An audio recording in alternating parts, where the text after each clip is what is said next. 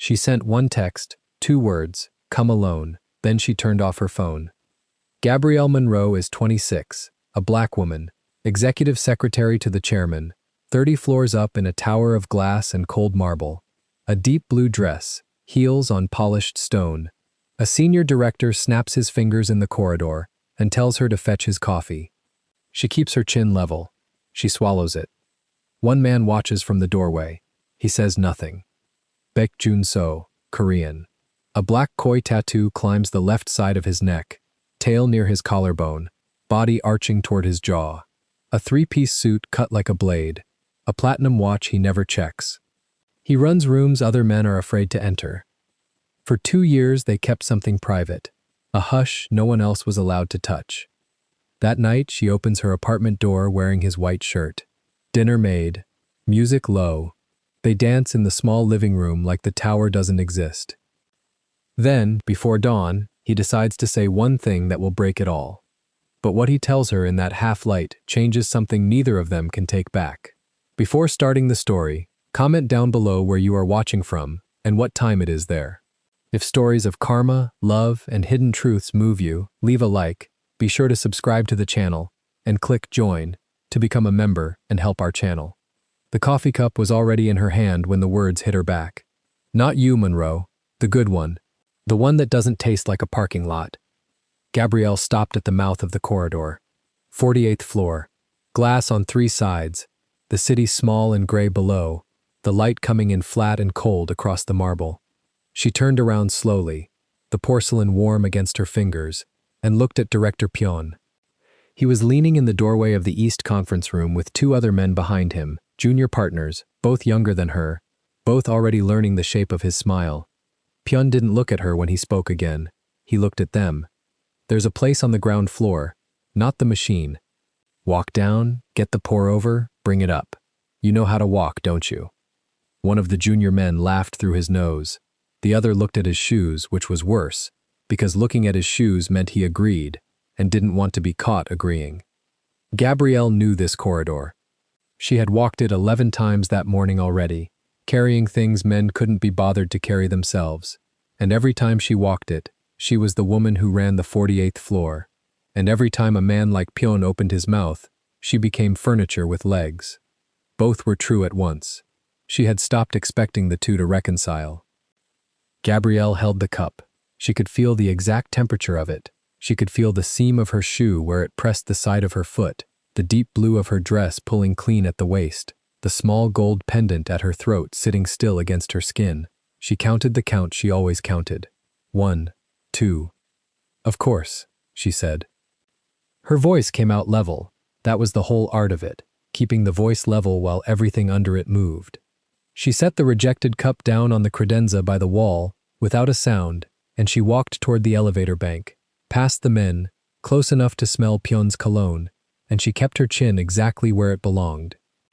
At the far end of the corridor, near the window, a man was standing alone. She had seen him twice that week. She didn't know his name yet. Charcoal 3-piece suit, cut so precisely it looked poured on. Dark hair combed back with one strand loose at the temple. He was not doing anything. He was not holding a folder or a phone. He was standing at the glass with his hands at his sides, and he was watching the whole thing, and his face gave away nothing at all. Their eyes crossed for less than a second. Then the elevator opened and she stepped inside and the doors closed on her reflection, and only there, alone, with the numbers ticking down, did she let her jaw unclench. 47, 46. She looked at her own hands. Steady. Good. The trick her mother taught her had held one more time. You keep your face until the door closes, and then, only then, in the box between floors where no one is watching, you let it go for as long as the numbers take. 45 floors was long enough. It had always been long enough. 2 years she had worked this floor. 2 years as executive secretary to Chairman Song, which meant she was the woman who knew where every body was filed, which contracts had a second version, who was owed a favor, and who was pretending not to owe one back. She managed his calendar like a surgeon. She had learned the difference between the calls he took and the calls he made you think he took. Men like Pyon sent her for coffee. Men like Pyon did not know that when their quarterly numbers came in soft, It was Gabrielle who decided whether the folder reached the chairman before lunch or after his second scotch. She knew what she was worth. That was the problem with knowing. It didn't help you in the corridor. Ground floor. The doors opened onto the lobby, all that cold stone and the security desk and the revolving door spilling gray daylight. She did not go to the cafe. She went to the small side hall where the freight elevator waited, the one nobody used, and she stood there for a moment, with her back to the wall, and she breathed. Her phone buzzed. Chairman Song. Where is the Halverson file? On your desk. Left tray. Blue tab. She typed. Under the tax memo. Good girl. She looked at those two words a long time. From the chairman they meant something warmer than they read, the closest that old man came to affection, and she hated a little that she took the warmth anyway. It was a strange thing, to be starved enough that two words in a text from a grieving old man could land like a meal. She put the phone in the hidden pocket of her dress, the one at the seam, the one nobody knew was there. Then she went and got the good coffee, because she was not going to give Pion the gift of a reason. She was back on 48 in 11 minutes. She set the pour-over on the credenza where the men could reach it, and she said nothing, and she went to her desk, which sat outside the chairman's office behind a low wall of frosted glass, the best desk on the floor, and she pretended it was a throne. The man in the charcoal suit was gone. By 4 o'clock she had rerouted a supplier crisis, killed a meeting the chairman didn't want but couldn't decline, and eaten half a protein bar standing up. By 6 the floor had thinned. By 7 it was hers. This was the part no one saw. At 7 the chairman came out of his office in his shirt sleeves, tie loose, and he sat on the edge of her desk the way he had every evening for the better part of 2 years, and he told her things. Not secrets exactly. The residue of the day. Which board member had lied to his face? Which of his sons had called asking for money again? His wife had been dead 4 years and Gabrielle was, though neither of them ever used the word, the person he talked to. Pion, he said tonight, tapping the desk. He gave you trouble. She hadn't told him. He always knew. He gave me coffee to fetch, she said. I fetched it. The world kept turning. Song laughed, low, tired. You should let me break him. You need his region for 2 more quarters. Then break him. He looked at her with something like pride and something like sorrow, and he patted the desk twice and stood. He was quiet a moment, turning his wedding ring, which he still wore 4 years on. My wife liked you, he said. The one time she met you. At the spring dinner, she said, that girl watches the room the way you do, Song. She misses nothing. He smiled at the memory, and the smile cost him something. She was right. You miss nothing. I miss plenty, Gabrielle said. I just don't advertise it. That, said the chairman, is the same thing. He tapped the desk twice. 2 more quarters, he agreed. Go home, Gabrielle. It's late. She stayed another 40 minutes after he left, because she always did, closing the loops. The floor went dark in sections behind her as the timers cut the lights, and she worked in her own small pool of lamplight, and it was in that quiet, packing her bag, that she felt she was being watched. The man in the charcoal suit was standing by the elevator again. He had come without sound, no coat over his arm now. His hands were in his pockets and his head was tilted very slightly, and up close, in the low light, she saw it. The tattoo climbing the left side of his neck out of his collar. Black ink, the arched body of a fish reaching toward his jaw. You handled him well, he said. His English was clean, unhurried, each word set down like a coin on a table. Gabrielle straightened. I'm sorry. Do you work on this floor? No. He didn't move to explain. I've been here 3 times this week. You noticed each time. It's my job to notice. I know. Something moved at the corner of his mouth, not a smile. That's why I came back. She waited. She had learned that silence made men fill space, and men who filled space told you what they wanted. He didn't fill it. He simply stood there and let the silence be hers instead, and that was new. That was the first thing about him that landed wrong and stayed. The chairman trusts you, he said finally, more than his sons, more than his lawyers. The chairman trusts his own judgment, she said. I'm part of it, that's all. That's a careful answer. I'm a careful person. No. He studied her the way a man studies a lock he intends to open. You're a careful person on the outside. There's a difference. I've met the first kind. They're careful because they're afraid. You're not afraid. You're careful because you decided to be. It's a choice you make every morning. He let that sit. I know the difference. I make the same choice. Now the almost smile again. He took one hand from his pocket, and she felt her weight shift back an inch before she caught it. But all he did was press the elevator call button for her. The car was already there. The doors opened. He gestured. The smallest movement. After you. She stepped in. He didn't follow. He stood in the dark corridor and watched the doors begin to close between them. And just before they met, he said, "My name is Baek Jun-so. You'll hear it again." Then the steel closed and he was gone, and she was alone with the hum of the descent and her heart doing something she did not authorize. She did not sleep well that night. Her apartment was on the 9th floor of a middle-class block 20 minutes from the tower. One bedroom, clean, hers. She had bought the couch herself. She had painted the wall behind the bed a deep wine red over a whole weekend, alone, because she had wanted one wall in the world that was exactly the color she chose. She lay in the dark under that wall, and she thought about the way he had let the silence stay hers, and she was annoyed at herself, and being annoyed didn't stop it. You'll hear it again. She heard it again the next Tuesday, and the Thursday after. Baek Jun-so did not have an office on 48, but he had reasons to be there, meetings with the chairman that Gabrielle scheduled and then sat outside of, listening to the shape of the voices through the glass without the words. He was there about a joint venture. Shipping, on paper. The paper was very clean, and she had been in that building long enough to know that paper that clean was covering something. He always found a moment, a word at the elevator, a comment about how she'd redirected a call. He never asked her for anything, which was precisely what made her careful, because in her experience the men who never asked were the men who were waiting to ask for everything at once. 3 weeks in, he was leaving a late meeting and she was the last one at her desk again, and he stopped, and instead of the elevator he stood at the frosted glass wall of her little station and looked at the single-framed photograph she kept there, her mother, younger than Gabrielle was now, laughing at something outside the frame. "Who taught you to keep your face like that?" he said, in the corridor. "When Pion." "My mother," she said, before she decided to. "She sounds formidable. She cleaned other people's houses for 30 years and never once let them see her tired." Gabrielle picked up her bag. "She said you don't give them your face. Your face is yours." Jun-so was quiet. Then she was right. And after a moment, quieter, in a register she had not heard from him. "Most people give it away without knowing. You keep yours on purpose. I've watched you do it for a month." She should have said something clean and closed the door on it.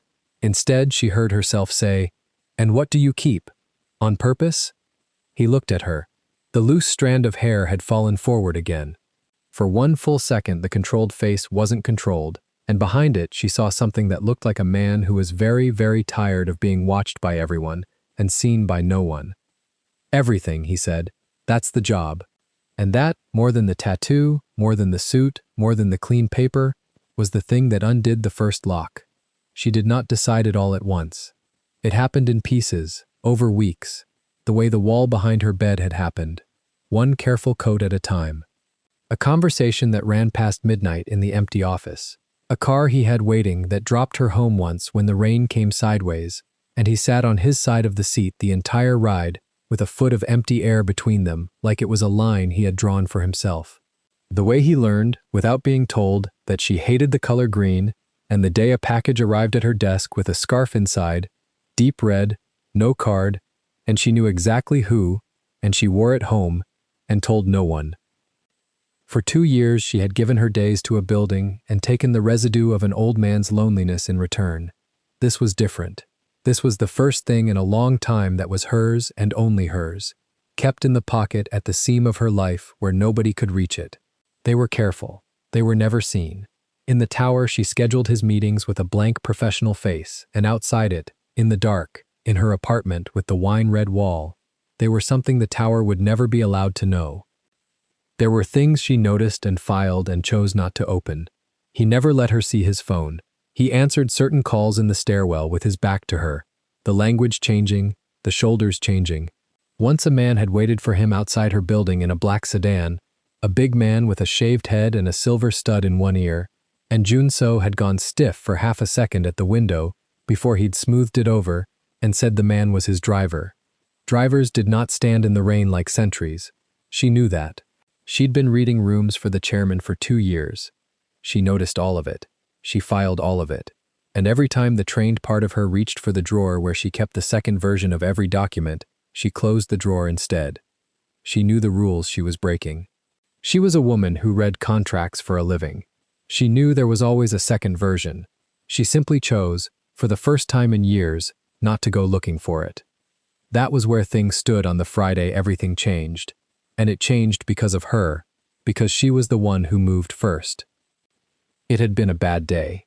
Pian again, louder this time, a comment in front of the chairman's visiting sister that Song had let slide because he was mid-negotiation and needed the room calm. Gabrielle had absorbed it, level, chin steady, and gone back to her desk, and something in her had gone very quiet and very sure. She was tired of the pocket. She was tired of the foot of air. She was tired of being the woman who kept everything on purpose. At 6, she pulled out her phone. She looked at the thread with Junso, months of it now, careful and dry, never once a word that could hang either of them, and she typed 2 words. Come alone.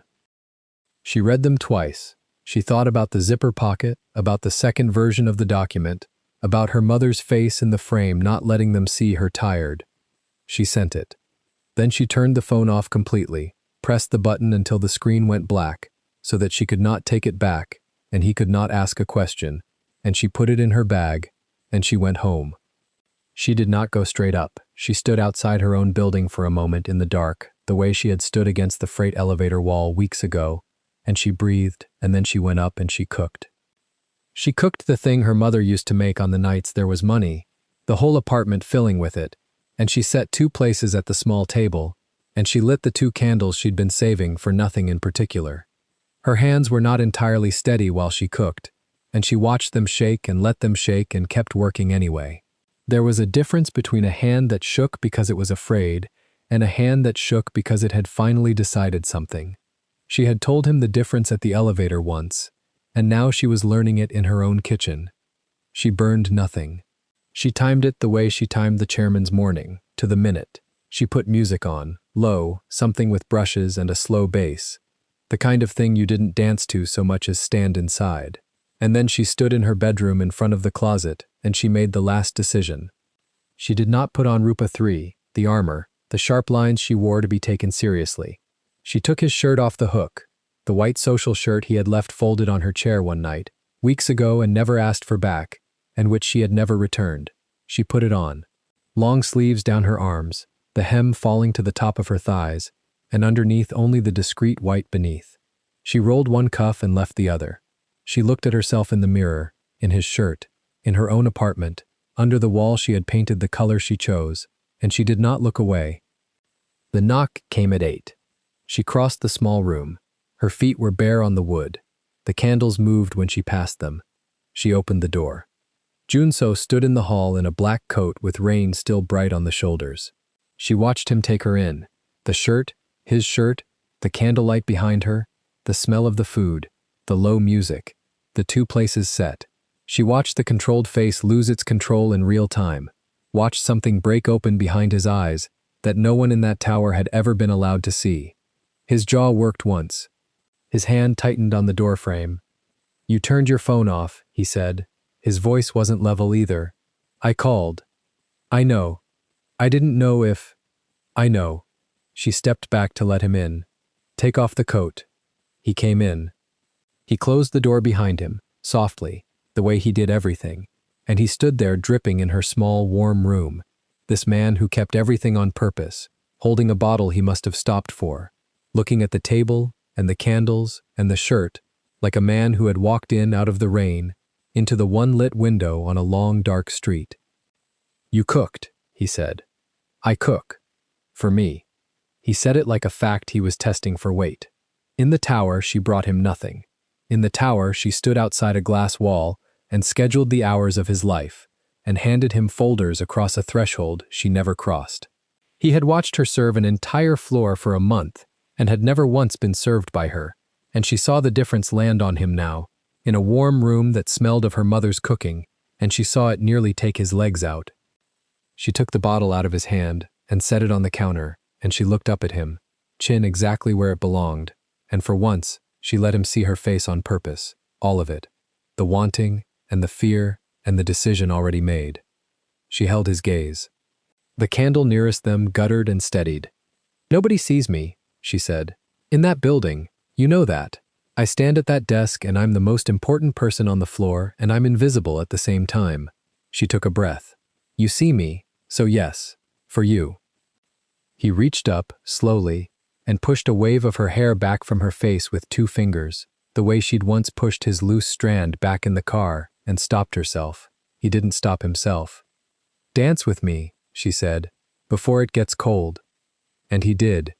In the little space between the couch and the table, in his shirt on her body and the rain on his coat by the door, with the brushes going soft on the record and the city dark in the window, Baek Jun-so put one hand at the small of her back and the other around her hand, and he danced with her, badly, carefully, like a man doing something he had not let himself do in a very long time. "You're bad at this," she murmured against his collar. "I've never done it," he said. "Danced? This?" His hand pressed a fraction firmer at her spine. "Any of this? The door? The food?" "Someone waiting who turned her phone off so I couldn't stop her." A breath moved through him. "I don't get given things. I take them or I'm given nothing. This isn't either one." "No," she said. "It isn't." She rested her head against his chest. Under her ear, his heart was not level at all. For that 1 hour there was no tower, no pion, no clean paper, no second version. There was a shirt and a wine-red wall, and 2 candles and a song, and a woman who had finally moved first, and a man who had come alone. She did not know, resting there against him, that already, even now, even with his hand warm on her back, Jun-so had begun the calculation that would end it. She only felt the heartbeat, too fast, and thought it was the same thing she was feeling. It was not the same thing. He held her a beat too long when the song ended. He looked over the top of her head at the door he had just closed, at the rain on his own coat, and his face, where she couldn't see it, had gone still and cold and certain in a way that had nothing to do with the room. "Gabrielle," he said, into her hair. Eat," he said. "It's getting cold." And she lifted her head and smiled and went to the table, and behind her, for just a moment, before he followed her into the light, Baek Jun-so stood alone in the middle of her small, bright room and closed his eyes like a man standing at the edge of something he had already decided to jump from. They ate at the small table with the 2 candles burning down between them, and for a while the only sound was the fork against the plate and the low music turning over in the next room. Gabrielle watched him eat. He held the fork wrong, too far up the handle, the way a man holds a tool he was never taught to use gently. She said nothing about it. She refilled his water when it dropped an inch.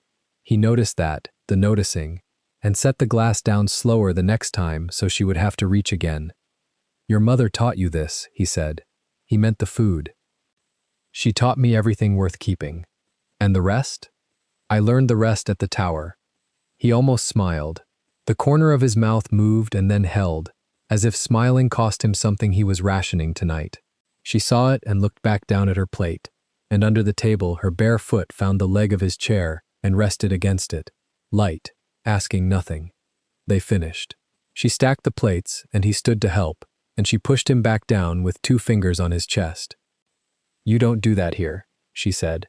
"Here you sit." So he sat. He watched her move between the table and the small kitchen in his white shirt, the sleeves rolled twice at her wrists, the hem brushing the top of her thighs, and something in his face began to close like a door swinging on a slow hinge. She did not see it. Her back was to him. She was humming under the music, wrong notes, happy. He looked at his hands on the table. 9 years.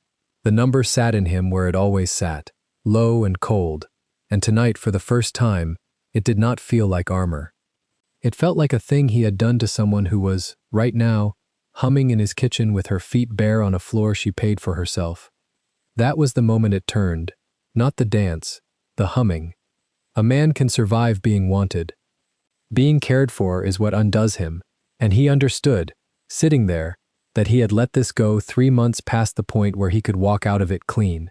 He had let her paint a wall the color she liked, and put a scarf around her neck, and stop checking the drawer with the second version of the document because she trusted the man who kept handing her reasons to trust him. She came back and stood behind his chair and put her arms down over his shoulders, her cheek against his hair. "Stay," she said. His hands came up and held her forearms where they crossed his chest. He held them too tight. She felt it and went still. "Jun-so." "Come sit," he said.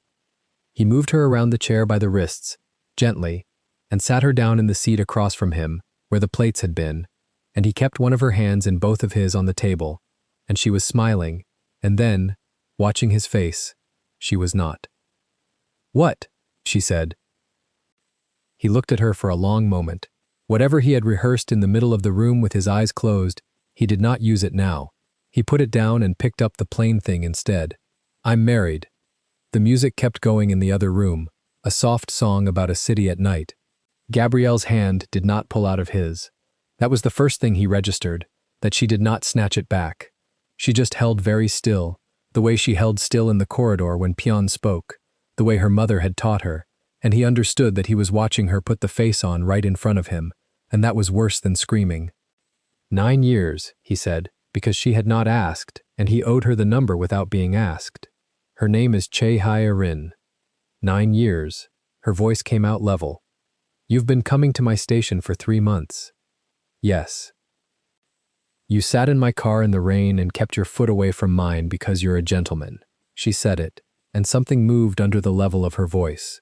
One tremor, and then she pressed it flat again. You let me buy candles. I didn't let you do anything. You did it. I let it happen. That's the part I'm... He stopped. He had promised himself he would not use the word. He used it anyway, once, because she had earned one true word out of him. That's the part I'm sorry for.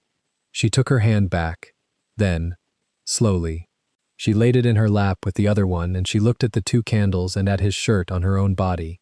And Jun-so watched her arrive at the thing that would hurt her, and it was not the thing he expected. You knew, she said, the whole time, that you'd tell me like this. Or not tell me at all.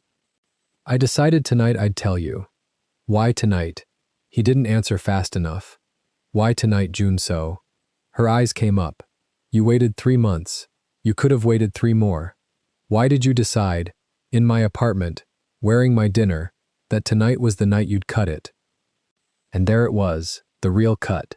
And he could not lie to her here of all places, so he told her the truth that damned him. Because tonight I stopped being able to leave, he said. And a man who can't leave is a man who makes mistakes. So I'm leaving while I still can. She laughed. It was one short sound with no laughter in it. So you love me, she said. That's what this is. You're standing here breaking it, because it finally got real for you, and real is the one thing you're not allowed. Gabrielle. No. She stood. She did not raise her voice. She walked to the window and stood with her back to him, and her arms crossed over the white shirt, and when she spoke again, it was to the glass. You don't get to decide for me. That's the part, not the wife. I could have decided things around a wife. I'm a grown woman. I know what a wife is. Her voice caught and she took it back. You took the choosing out of my hands. You looked at me and decided what I could survive, and you made the decision for me before I ever got to make it for myself. That's not protecting me. That's the exact thing everyone in that building does to me. That's Pyon. You just do it in a nicer shirt. The word Pyon landed on him harder than anything she could have thrown. He stood. He crossed the room halfway and stopped, because she had not turned, and a man does not walk up on a woman's back after telling her that. I'll go, he said. Yes. The shirt, he started, and then heard himself and stopped. Of all the small cruelties available to him, he had reached for that one. She heard it too, and something in her shoulders went to iron. Get out, Jun-so. He got his coat. It was still wet at the shoulders. He stood at the door with his hand on the latch, and he looked back at her once, the whole length of the small bright room, the candles, the 2 plates, the wall she'd painted the color of wine, and he said the only thing left that was true. His name, he said, Chairman Song. He trusts you above his own blood. Whatever happens in that building this week, stay close to him. Do you understand me? Stay where he can see you. She turned then, finally, and her face was wet and perfectly composed, both at once, and she looked at him like she was reading a document she already knew was going to cost her. Why would anything happen in that building this week? He opened the door. Stay close to him, he said again, and left, and the door clicked, and she stood in the middle of her floor in his white shirt and did not move for a long time, and then she blew out the candles, one at a time with her fingers, because she could not stand the smell of them. She did not sleep. She sat against the wine-colored wall with her knees up and watched the window go from black to gray. Somewhere near 4, she took the shirt off and folded it, corners square, the way you fold something you are giving back, and set it on the chair. Somewhere near 5, she picked it up again and put it back on. She hated herself for that. She wore it anyway until the alarm. She went to work. She went to work because her mother had gone to work with worse in her chest for 30 years, and because the one thing Junso had left her with, wrapped inside the cruelty, was an instruction that sounded like a warning, and Gabrielle Monroe did not run from warnings. She filed them. The 48th floor at 8 in the morning smelled of coffee and cold glass. She was at her desk before Song arrived, calendar open, the day laid out in clean blocks. Her eyes were done so well no one could have read the night in them. She had put the scarf away in a drawer. She wore the wine dress, the structured one, the one that meant business, and she moved through the morning the way she moved through every morning, 3 steps ahead of every man on the floor. At 10:40 the elevator opened, and the floor changed temperature. Gabrielle felt it before she looked up. It was the sound, the floor going quiet in a ring that spread outward from the elevator bank, conversations dropping one desk at a time. She lifted her eyes from the screen. A woman had come out of the elevator and stopped, and let the floor look at her, because that was the point. She was large, and she carried it the way a monument carries its own weight, without apology, with the certainty of a thing that has decided it will not be moved. A coat the color of a ripe plum, structured at the shoulders, gone at the waist into a fall of fabric that cost more than Gabrielle's month. Black hair set in sculpted waves that had not moved since a chair that morning. Gold at the ears, jade on 2 fingers, a manicure you could have cut glass with. She stood in the mouth of the executive floor, and she looked it over slowly, top to bottom, the way a woman looks over a room she is thinking of buying, and then she walked in. She did not go to reception. She did not ask. She crossed the floor like she had crossed it 100 times, and behind her, half a step back and to the left, came a thin younger woman in a gray pencil skirt, with a jet black bob and thin gold glasses, a tablet held flat against her chest, eyes going everywhere and landing on nothing, cataloging. Gabrielle stood. It was reflex, the good staff reflex. Meet the guest before the guest reaches the principal. She came out from behind her desk. Good morning, may I? And then Baek Jun-so came out of Song's conference room with a folder in his hand, mid-sentence, turning back to say something to the man behind him, and he saw the woman in plum, and he stopped. Gabrielle saw him stop. It was a small thing. Most of the floor missed it. But Gabrielle had spent 3 months learning the exact catalog of how this man went still, and this was not his ordinary stillness, the controlled one he wore like a suit. This was the other one. His weight dropped. His free hand, the one without the folder, opened slightly at his side and then closed. The woman in plum smiled. There you are, she said. Her voice was low, and it carried without effort, an actress's voice, pitched for a room. She crossed the last of the floor to him. You didn't come home. And in front of the 48th floor, in front of the analysts and the partners and the girl from reception, and Chairman Song himself, now standing in his own doorway, in front of Gabrielle Monroe standing 3 feet away, with her hand still half raised in the greeting she never finished, Chae Hae-rin took Baek Jun-so's face in one jeweled hand and kissed him on the mouth. She held it. That was the craft of it. Not a peck, not a wife's habit. She held his jaw and kissed him long enough that it stopped being affection and became a statement, and her eyes, over the kiss, were open, and they were not on him. They were on Gabrielle. Gabrielle understood everything in the length of that kiss. She understood that the woman knew, not suspected, knew. Knew the apartment, knew the candles, knew the shirt, knew there had been a shirt to know about. Knew which desk on this floor to aim a kiss at. The kiss was not for the husband, and it was not for the floor. It was a knife slid across a table to a specific person, and the specific person was her, and the message on the blade was, "I know where he was last night, and I let him go there, and I brought him back with my hand on his face in front of you, and now you know what you are." Junso pulled back first. His hand came up to Hae-rin's wrist and moved it off his jaw, not gently, and something passed between the two of them in Korean. Low, 4 words from him, 2 from her, and the 2 words she gave him back were said with a smile, and they made the muscle in his jaw stand out. "Mr. Beck," Song said from his doorway, mild, watchful, an old man who had run rooms for 40 years and could smell a thing before he could name it. "You'll introduce me to your guest." "My wife," Junso said. His voice was flat, and it did not look at Gabrielle. "Che Hae-rin." "Ah." Song came forward, courtly, and took the offered hand, and the two of them made the sounds 2 powerful strangers make, and the floor exhaled and pretended to go back to work, and Gabrielle stood at the edge of it with her hand finally down at her side, and her face doing the work her mother had trained into it, across 30 years of other people's rooms. "Do not give them your face." She did not give them her face. But Hae-rin was not finished. As Song drew Junso toward the conference room, the woman in plum turned, unhurried, and came the 3 steps to Gabrielle's desk, and stopped, and looked at her, the way she had looked at the whole floor when she stepped off the elevator, top to bottom, pricing it.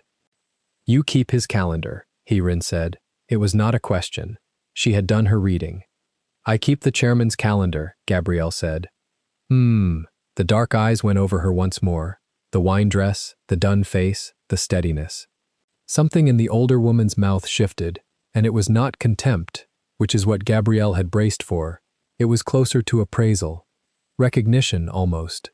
One woman who runs a room, looking at another. "You're better than the last one," Hae-rin said, quietly, almost kindly, and that was the cruelest thing anyone said to her that day. "That's a shame. It's harder for the good ones." The thin woman with the gold glasses had drifted up beside them without seeming to move, tablet flat to her chest, and she was looking at Gabrielle's desk, the screen, the phone, the drawer with the lock, with a still, flat attention that had nothing to do with the conversation. "Da Hae-rin," Hae-rin said, not turning. "We're done here." The young woman's eyes came off the desk. She had the face of a person who forgets nothing and is paid to. She inclined her head a half-inch, at Gabrielle, not warmth, acknowledgement, the way a surveyor nods at a fence line, and stepped back. Hae-rin gathered her plum coat with one jeweled hand and swept back toward the elevators, and the floor watched her go, and Gabrielle sat down at her desk because her legs had decided they were finished standing. She opened the calendar. She looked at the clean blocks. 10:40. There was an 11 o'clock, a call with the Halverson Council. She would take it. She would take all of them.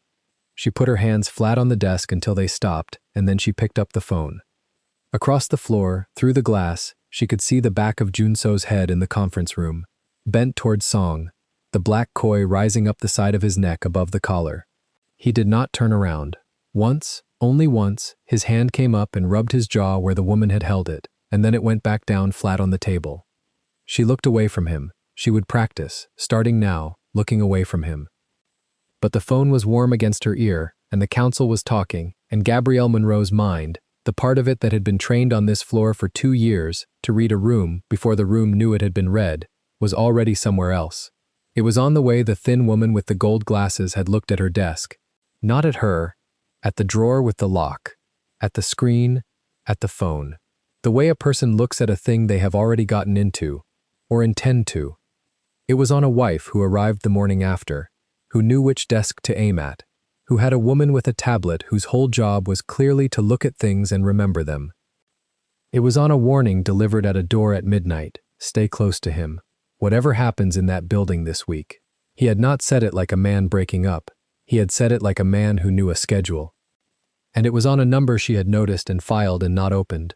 Weeks ago, in the second version of a shipping document, the joint venture with the paper that was too clean, a number that had not matched the number in the first version, a small correction, an approval, a name in an approval line she had not recognized at the time, and had a feeling, now, sitting here with her heart still slamming, that she had seen again this morning. Che. The counsel asked her a question. She answered it correctly, from the top of her mind, while the rest of her stood very still in a much older room. 9 years married. To a Che. A joint venture with paper too clean. A wife who moved through a fortune like it owed her, with a surveyor on a leash. That was not a marriage, that was a merger. She wrote 3 letters on the corner of her notepad, small, and looked at them, and then she tore the corner off and folded it into the zippered pocket of her bag, the inside one, and went back to her call, and her voice never changed, not once, all the way through the afternoon. At 6, the floor emptied the way it always emptied, in waves, the analysts first and the partners last. Song left at 1:30 with a nod to her, and a look that lingered a beat too long, an old man filing a thing away for later. She stayed. She always stayed. She was closing the last of the day's blocks when the light in the corridor by the service stair went out on its timer, and she got up to reset it, and Junso was standing there in the dark of the landing where the cameras did not reach, where she had once seen him take calls in Korean with his back turned. He had been waiting. She understood that at once. He had waited for the floor to thin so no one would see him near her desk again. "You shouldn't be here," she said. "I know. Your wife made that fairly clear this morning." He took the hit. He had come to take hits, she saw. His face in the low light was not the controlled face. It was tired, in a way she had not been allowed to see before. "She kissed you to send me a message," Gabrielle said. "I got it. You don't have to translate it." "I'm not here to translate it." "Then why?" "Because you're already looking," he said, and her stomach dropped. Because he was right, and she had thought she'd hidden it. "I watched you today. You didn't cry, and you didn't leave, and you didn't stop working, which means you did the third thing. You started reading, and I need you to stop before you read yourself into a grave. Then, tell me what I'd find." He looked at her for a long moment. Then he told her, low and fast, the way a man tells a thing he has decided not to survive keeping. "It isn't a marriage," he said. "It never was.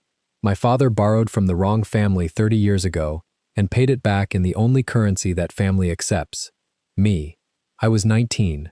The contract has a name on it that isn't love, and a term that isn't death do us part. 9 years ago they made it official on paper because paper is easier to enforce than a handshake. Che Hae-rin is not my wife. She's the interest on a debt, and she runs the collateral. And the collateral is everything I touch, including now, this week, the paper on the 48th floor." The corridor was very quiet. Somewhere below them a door opened and closed. "The joint venture," Gabrielle said. "The shipping paper that's too clean." His jaw moved. "You noticed that. 2 versions. A correction in the second one. An approval line I didn't recognize." She heard her own voice go flat and certain. The reading voice. "It was a Che name, wasn't it? In the approval line." He didn't answer, which was the answer. "They're moving something through the chairman's company," she said. "Through the old man who trusts me. And you came to my station for 3 months and let me paint a wall and never once told me the floor I stand on every day is a laundry. I didn't come for that." His voice cracked on the last word, one hairline, and he pressed it back. "The venture is a job. You were never the job. That's the whole problem. If you'd been the job, I'd have known what to do with you. Don't. I'm going." He straightened. The armor came back up over the tired face, plate by plate, and she watched it happen and hated that she knew the sequence. One thing, this week they clean the last of it. When it closes, someone on this floor becomes the loose thread. It won't be Song, he's too big. It'll be the one who touches every document and answers to no one and can't be paid off. He looked at her. "That's you. So do the smart thing. Stop reading. Take a sick week. Be somewhere else when it closes." She stood in the dark corridor in the wine dress with the torn corner of paper zipped into her bag, and she looked at the man who had told her, in one night and one morning and one stairwell, that everything solid under her feet was rented from people who would take it back the moment she became inconvenient. You still don't get it, she said quietly. You keep deciding what I can carry. Your wife did it this morning with a kiss. Pypyeon does it every week with a coffee cup. And now you're doing it in a stairwell, telling me to hide. She shook her head once. I've been carrying things since before you knew my name. I'll decide what I read. The timer light clicked back on, harsh, and caught them both, and he stepped back into the shadow at the edge of it, like a man who could not afford to be lit. Then God help you, he said, because you're the only one on this floor smart enough to find it, and the only one they can't afford to let. He went down the service stair, no sound, the way he did everything, and Gabrielle stood alone in the reset light with her heart going hard and her mind going harder, and she did not take a sick week. She went back to her desk. She unlocked the drawer. She took out the second version of the shipping document, the one she had trained herself for months to close and not open, and she opened it, and she laid it flat under the lamp, and she found the approval line, and she read the name in it, and it was the name the woman in plum had worn into the elevator that morning like a coat. She sat with it a long time. Then she made a copy. Then she made a copy of the copy. One she put back in the drawer, exactly where it had been. One she folded into the zippered pocket with the torn corner. And the third she left nowhere at all. Because some things you do not write down, you only decide. And Gabrielle Monroe had just decided. Her voice never changed, not once, all the way to the end of the day. The badge reader at the executive lobby blinked red before Gabrielle's thumb even left the glass. She tried it again. Red. A small sound, 2 notes, the kind the building used for a wrong floor. She had heard it 1,000 times from behind her desk, always from someone else's hand, never her own. Tuesday, 7:40 in the morning. The 48th floor sat quiet behind the glass doors, the good light not up yet, the coffee not brewed. She could see her own desk from here, exactly where she had left it Friday, the second document locked in the drawer, the copy in the zippered pocket of the bag on her shoulder. She swiped a third time. The reader held the red. A woman she did not know stepped out of the service corridor. Cream blouse, gray pencil skirt, a thin tablet held flat against her ribs. Yoon Da-eun did not hurry. She stopped on the far side of the glass, close enough that Gabrielle could see her own reflection laid over the woman's face. Miss Monroe? Da-eun's voice came muffled through the door, even and unbothered. Wait here. Someone will come. My badge stopped working. I know. Da-eun looked at the tablet, not at Gabrielle. Wait here. She turned and was gone back into the corridor. The glass gave Gabrielle her own reflection again. Vinho dress, face level. She held it. 3 minutes. She counted them by the elevator bank behind her, the numbers climbing and falling for other floors, other people whose thumbs made the reader turn green. She did not sit. There was a bench by the window, and she did not sit on it. Sitting was a thing you did when you had been told to stay, and no one had told her that yet. At the 4th minute, the doors opened from the inside, and it was not security. It was Director Pyeon. He had a lanyard around his neck now, a visitor's clip on it, red-bordered, the kind the building gave to people who were being walked. Except he was not the one wearing the escort. He was the escort. Someone had handed Pyeon the pleasure of this, and he had taken it with both hands. There's a process, he said. He did not say good morning. You'll come with me. There are questions about system access. What access? That's what the questions are about, he almost smiled. He had waited 2 years to say a sentence to her that she could not answer. And now he had one. Bag stays with you. Don't open the drawer. She followed him in. She had walked this floor 10,000 times, learned its lengths, learned which boards creaked, which partners looked up when a heel struck marble and which did not. Now she walked it behind Pyeon with her chin level and felt the whole length of it register her. Because they were watching. That was the part the reader had not warned her about. The floor had filled early, earlier than a Tuesday filled, and every desk she passed had a person at it, and every person had found a reason to be looking at a screen while she went by, and the reasons were all thin. A junior partner she had covered for twice. The woman from legal whose maternity leave Gabrielle had personally protected against the calendar. The 2 men who had laughed in the corridor the day Pyeon sent her for coffee.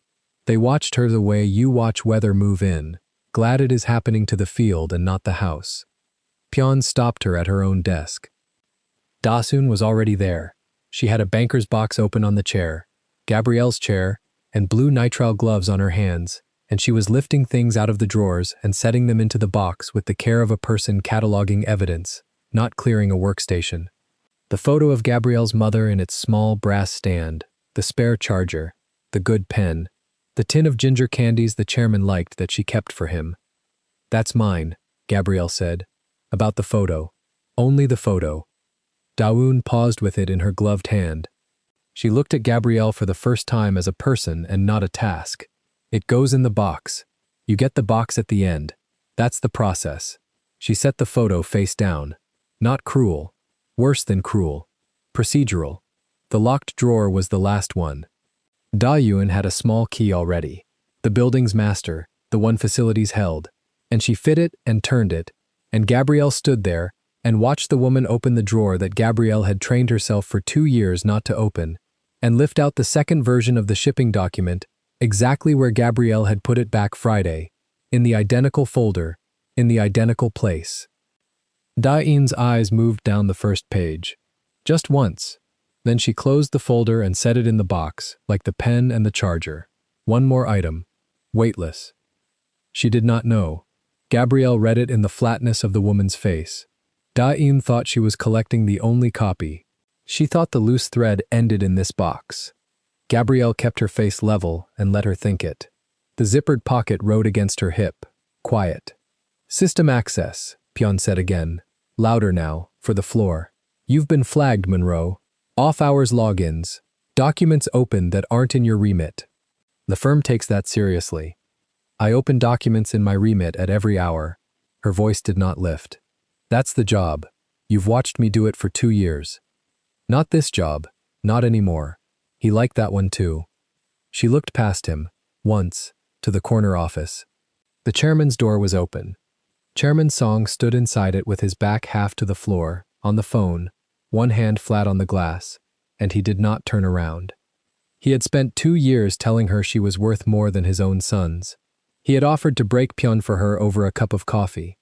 And now the building was walking her out past his open door, and he stood with his back to it and his hand on the glass, and he did not turn around. That was the cut. Not Pyon. Not the box. The back of a man who had called her the only honest thing on the floor, choosing not to see. She understood it even as it opened her. He knew, or he knew enough. The name in the approval line was Che, and the Che money moved through his company, and a man did not get to the top of a glass tower by turning around at the wrong moment. He was not betraying her. He was surviving, the same way she had survived Pyon in the corridor, by keeping his face to the glass and giving no one his eyes. She had taught herself that trick from her mother. It was uglier watching someone else do it to her. "Am I fired?" she said, flat. Not a question. The way she had learned questions did not have to be. "You're suspended pending review," Dathan answered. Not Pyon, because Dathan was the one who actually knew the words. "Access revoked. You'll be contacted. Don't discuss firm matters externally." She lifted the box, held it out. "This is yours." Gabrielle took the box. It weighed almost nothing. 2 years of a floor, and it weighed less than her bag. Pyon walked her back the way she had come, slower this time, because slower let more desks see. She carried the box against her hip with the photo face down inside it, and she gave the floor her level face, and she did not give it her eyes, not one desk of it, all the way to the glass doors that would no longer open for her thumb.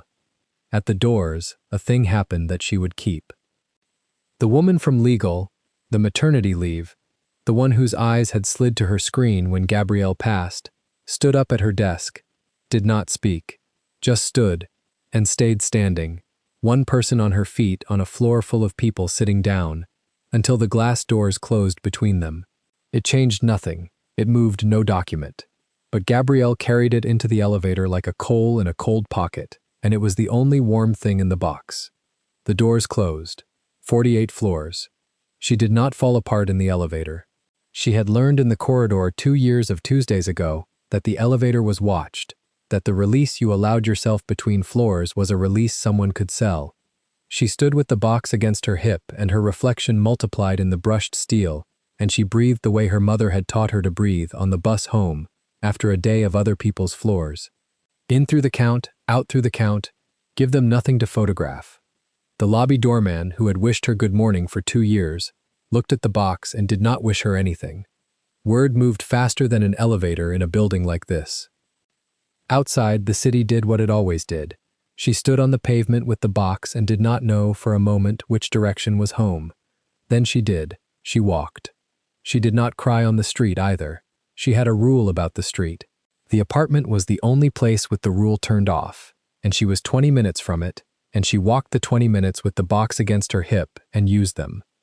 Because there was a mind inside the level face, and it had started working the instant the reader went red, and by the third block it had stopped feeling the box and started reading it. Off-hours logins. Documents outside her remit. Those were not lies. That was the tell. To flag her, someone had pulled her access logs, every login, every file, every timestamp, and handed them to Pion as a weapon, which meant the logs existed, which meant they were complete, which meant somewhere in the firm's systems there was a record of exactly which documents had been opened, and when, and by whom, not only her own. She had spent 2 years being the person who requested those logs for the chairman. She knew where they lived. She knew the retention schedule. She knew that a system built to catch her opening a file at 11 at night was a system that had also, necessarily, been recording every other hand that touched every other file, including the second version of the shipping document, including whoever had corrected the approval line, including the account it moved through, and the dates it moved. They had built the trap out of the one material that could also be a map, and they had handed her the corner of it to prove she was guilty. She thought about that word, guilty, and how they had chosen it. A firm did not suspend a secretary for reading. Reading was the job.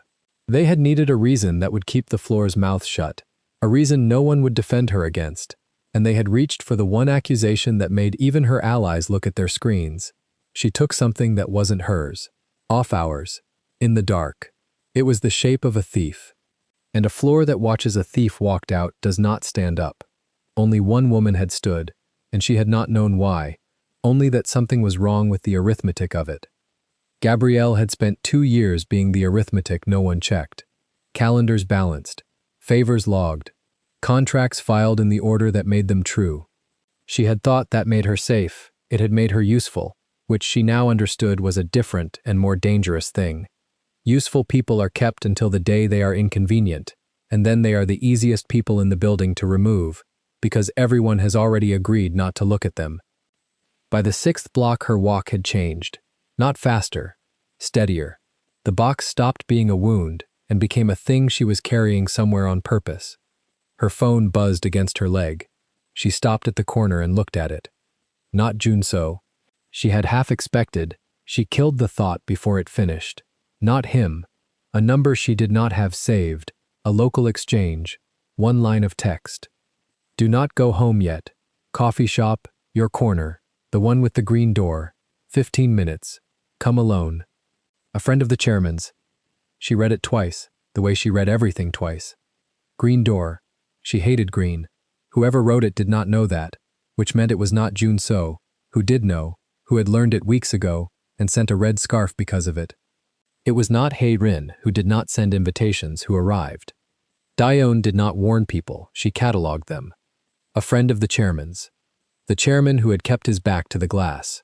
She should have deleted it. Every instinct she owned, sharpened on 2 years of a mafia-adjacent floor, told her that an unsaved number and a public cafe and come alone was the shape of a mouth closing.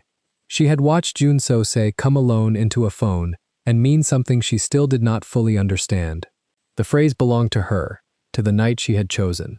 Someone was using it back at her. But a trap did not need to invite her to coffee. A trap had already worked. She was suspended, walked, badge dead, box in her arms. There was nothing left to spring. If someone wanted her ruined, she was ruined. Whoever sat behind the green door wanted something from a ruined woman, and a person who wants something from you has, for exactly that reason, given you a handle. She did not go to the green door, not first.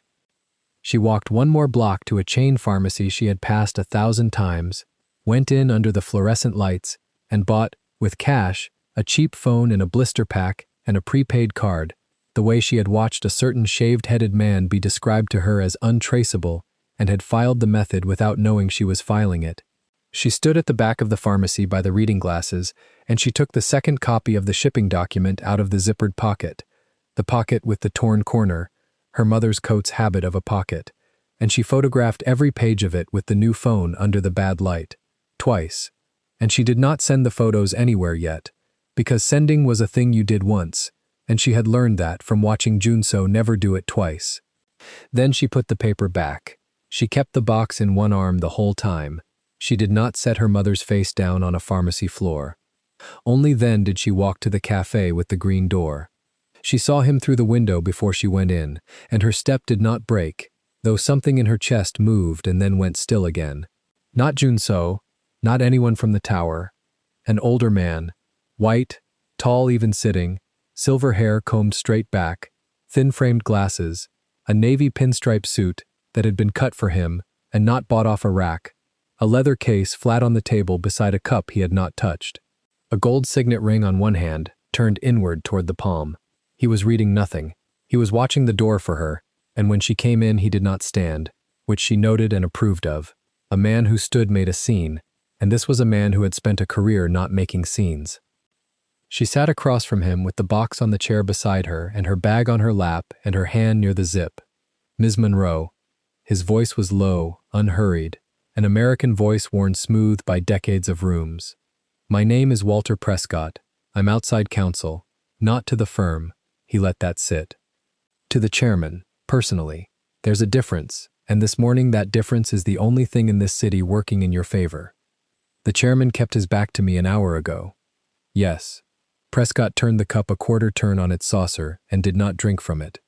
He did, because there were 4 people on that floor who report to the Che family and would have told them within the minute if he had so much as turned his head. He couldn't help you where they could see, so he sent someone they don't know exists. He touched the leather case, once. That's me. Gabrielle held her face level and let 10 years of the chairman's trust and one morning's betrayal argue quietly behind it. Why? 2 reasons. 1, because he does not like being laundered through, and he has just realized, in the last 72 hours, exactly how much of his own house he no longer controls. Prescott's gray eyes stayed calm. And 2, Ms. Monroe, because you are the only person in that building who read every version of a certain document, and the people who walked you out this morning believe they just confiscated the last copy of it. He looked briefly at the banker's box on the chair, then back at her face, and something almost like respect crossed his. They're wrong, aren't they? She did not answer that. She had learned not to answer the good questions. I'll tell you what I know, and then you'll decide what you know, Prescott said. The marriage, you've worked out it isn't one. It's a security instrument. 9 years old. It has terms, like any instrument, and instruments have a feature the people who write them always forget. The little people can read. He turned the signet ring back around on his finger. There is a condition in it. I've seen the shape of it, not the paper. The penalties, the ones that keep Mr. Beck's hands tied, only trigger on one specific event, and it is not the event the Che family wants you to fear. Gabrielle's pulse moved. Her face did not. You have documents you shouldn't, Prescott said, gently, not a threat. I have a client who can protect them, and you, in a way a coffee shop can't. What I don't have is what you have. The sequence, the dates, the order things happened in. He slid a plain card across the table, a name and a number handwritten on the back, nothing printed. I'm not going to ask you for anything today. You've had a morning, I'm going to ask you to not throw anything away.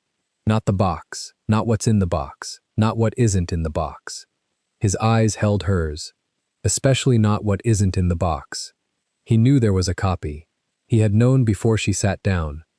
And he had told her, in a public cafe over a cup he never drank, that the only weapon anyone had against her, the confiscated document, was a weapon she had already photographed twice under a pharmacy light. He was not disarming her. He was telling her she was armed. She took the card. She turned it over the way she turned everything over, read the front, read the back, and put it in the zippered pocket with the torn corner, against the paper, where the 2 things could keep each other company. You said the penalties trigger on one event, she said, first thing she had offered. You didn't say which. Prescott almost smiled, the way Pion had almost smiled that morning, except this was the opposite animal wearing the same face. No, I didn't.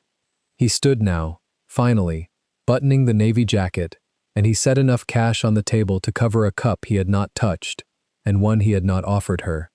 Because you're going to find it yourself, Ms. Monroe. You already have the logs, or you know where they sleep. You've read more contracts than most of my associates, and you will trust a thing you found a great deal more than a thing an old lawyer told you across a table. He lifted the leather case. When you find it, and it will be small, it will be one clause, it will look like nothing, call the number. Not before. A phone that isn't yours, if you have the sense I think you have. He looked at the box one more time, at the corner of the brass photo stand showing above the cardboard lip. He was wrong about the sons, Prescott said quietly, and it took her a second to understand he meant the chairman, meant something the chairman had said in a room she had not been in. He told me once the most dangerous person in his company was whoever he underpaid to read everything. A short nod. Good morning, Miss Monroe. Go home now. You can go home now. He left. He did not look back at the door, which she also noted and also approved of. She sat alone for a while with the box and the untouched second cup and the card riding warm against the paper in her pocket. Outside the green door, the city kept moving. She had walked into this cafe a suspended woman with a box, husband gone, job gone, the chairman's back turned, and every desk on the 48th floor glad it was her and not them. She had lost the man. She had lost the job. She had lost, in the space of 1 week, the dignity she had spent 2 years building thumb swipe by thumb swipe on a floor that now beeped red at her. Hye-rin had taken the man in a kiss with open eyes. Pion had taken the walk. Dione had taken the drawer. The chairman had taken his eyes away. And in exchange, without any of them meaning to, they had handed her the one thing none of them thought a secretary could hold: the complete record, the sequence, the logs of every hand on every version, and the knowledge, now, that somewhere in the instrument that owned Junso's life there was a single clause the Che family was terrified she would read. She thought about the man she was not going to call. Somewhere in the city, Junso believed he had cut this clean, that by telling her the truth and walking down a service stair, he had spared her the exact morning she had just lived. He had told her to stay close to the chairman.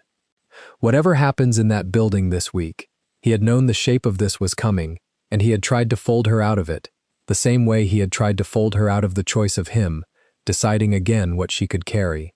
She almost laughed at the cafe ceiling. He kept building walls to keep her out of the fire, and every wall he built turned out to be a door someone else walked her through. If he had let her stay in it from the start, eyes open, she would have seen this coming a week ago. She had told him twice, "You keep deciding what I can carry." She was done saying it. She was going to show him instead. She stood. She lifted the box. She turned her mother's photo face up inside it, so the small brass stand looked out at the room, and she carried it out through the green door she hated, into a street that no longer had a floor waiting for her, 48 stories up. She walked home the long way, past no windows she knew, and she used every block, not to grieve, to plan. By the time she reached her building, the 9th floor, the wall she had painted the color of wine, she was no longer carrying a box. She was carrying a beginning. She set the box on the table where the 2 candles had burned 4 nights ago and had not been lit since. She took the cheap phone and the good card and the photographed pages, and she laid them out in a row, the way she laid out a calendar, the way she laid out a contract, in the order that made the sequence speak. Then she plugged in the phone that was not hers, and she opened the first photograph, and she began, quietly, methodically, with a face that had nothing left to lose and therefore nothing left to protect, to read. The first photograph told her nothing she wanted and everything she needed. Gabrielle read it 3 times before she moved. The approval line, the corrected figure, the name that had no business sitting on the shipping venture of a man who trusted her above his own sons. She set the borrowed phone flat on the table, screen up, and put her thumb at the bottom of the image the way her mother had once put a thumb under a line of scripture, to keep the place, to keep the eye from sliding. She did not read for feeling, she read for order. Order was the only thing she still owned. By the second photograph she had a pen in her hand, and the back of a grocery receipt turned blank side up, because paper that was already garbage could not be subpoenaed as a diary. She wrote a date. She wrote a version number. She left space between them. Wide space. The kind a secretary leaves when she knows more lines are coming and does not yet know how many. The apartment was quiet in the way that lets a mind get loud. She had done this work for 2 years and never once for herself. She had built the chairman's calendar out of exactly this: small entries, timestamps, who signed what and when, and who was in the room when they signed it. The skill had a shape in her hands like a knife has a shape in a cook's hand. She had trained herself to close the drawer on the second version of the document. Now she opened every drawer she had ever closed, one after another, inside her own head. Somewhere in the building across the city, people believed they had taken the last copy. She let them keep believing it. Belief was a resource, too. She reached the 4th photograph and stopped. It was not the approval line this time.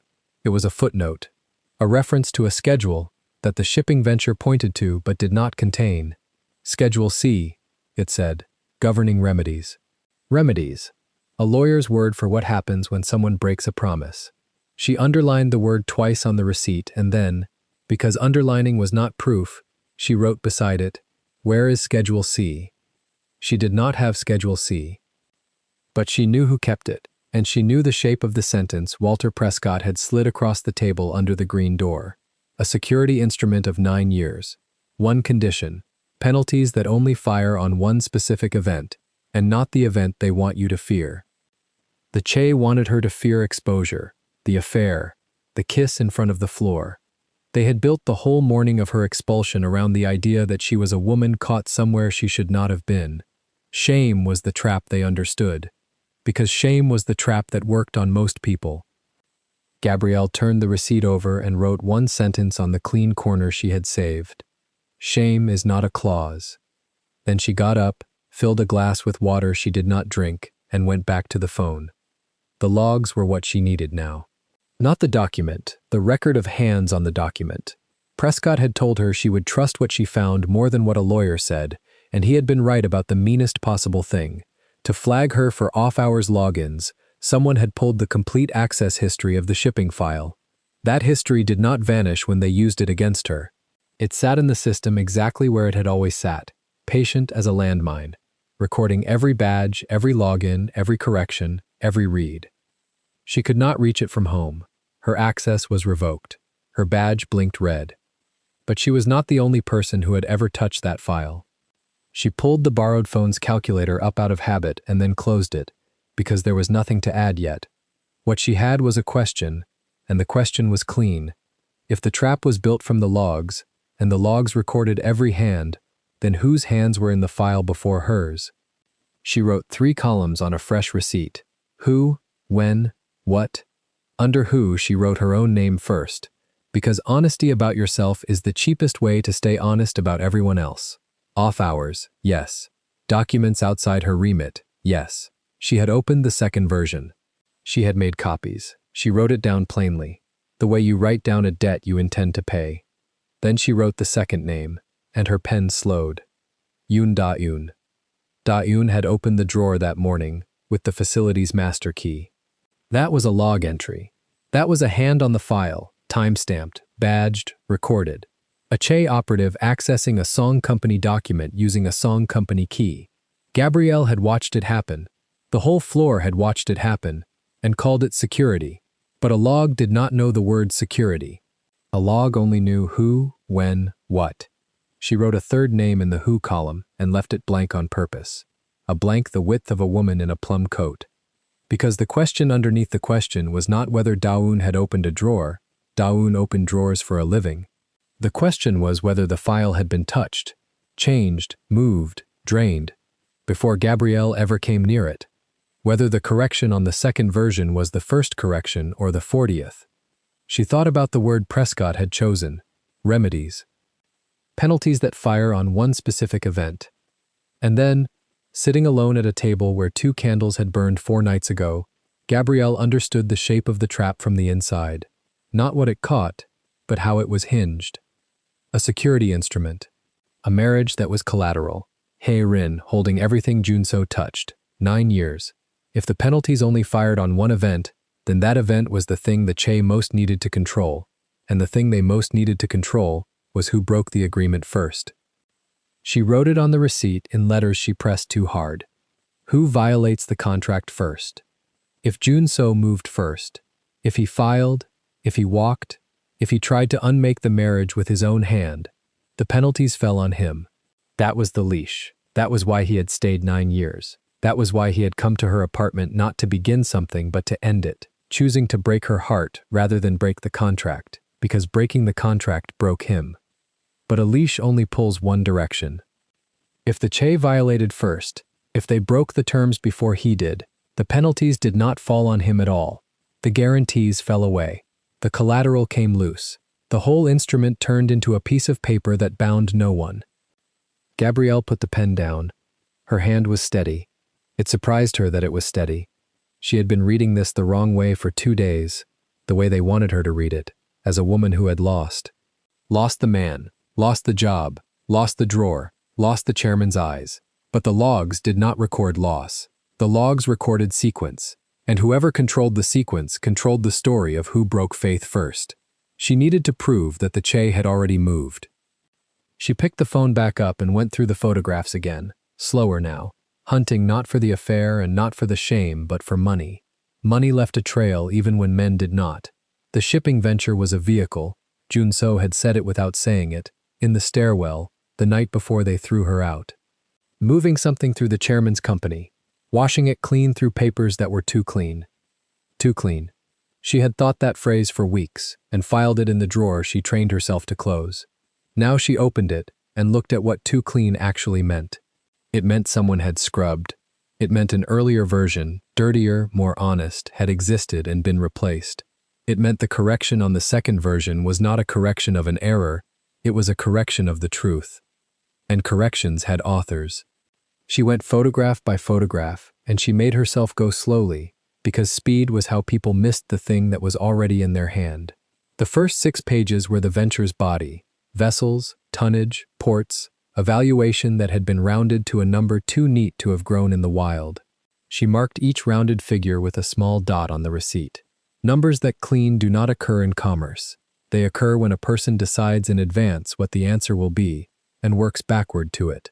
Her mother had a phrase for a floor that had been mopped too fast. Clean on top, wrong underneath.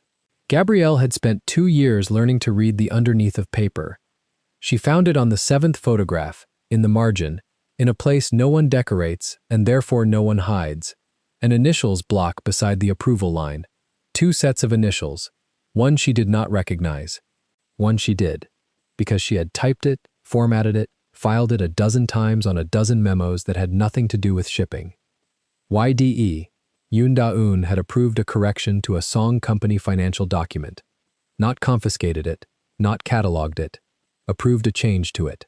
Months before the badge ever blinked red, a Che hand moving Song money on a Song file with a Che name in the block, time-stamped in a system that could not lie because no one had told it what story to protect.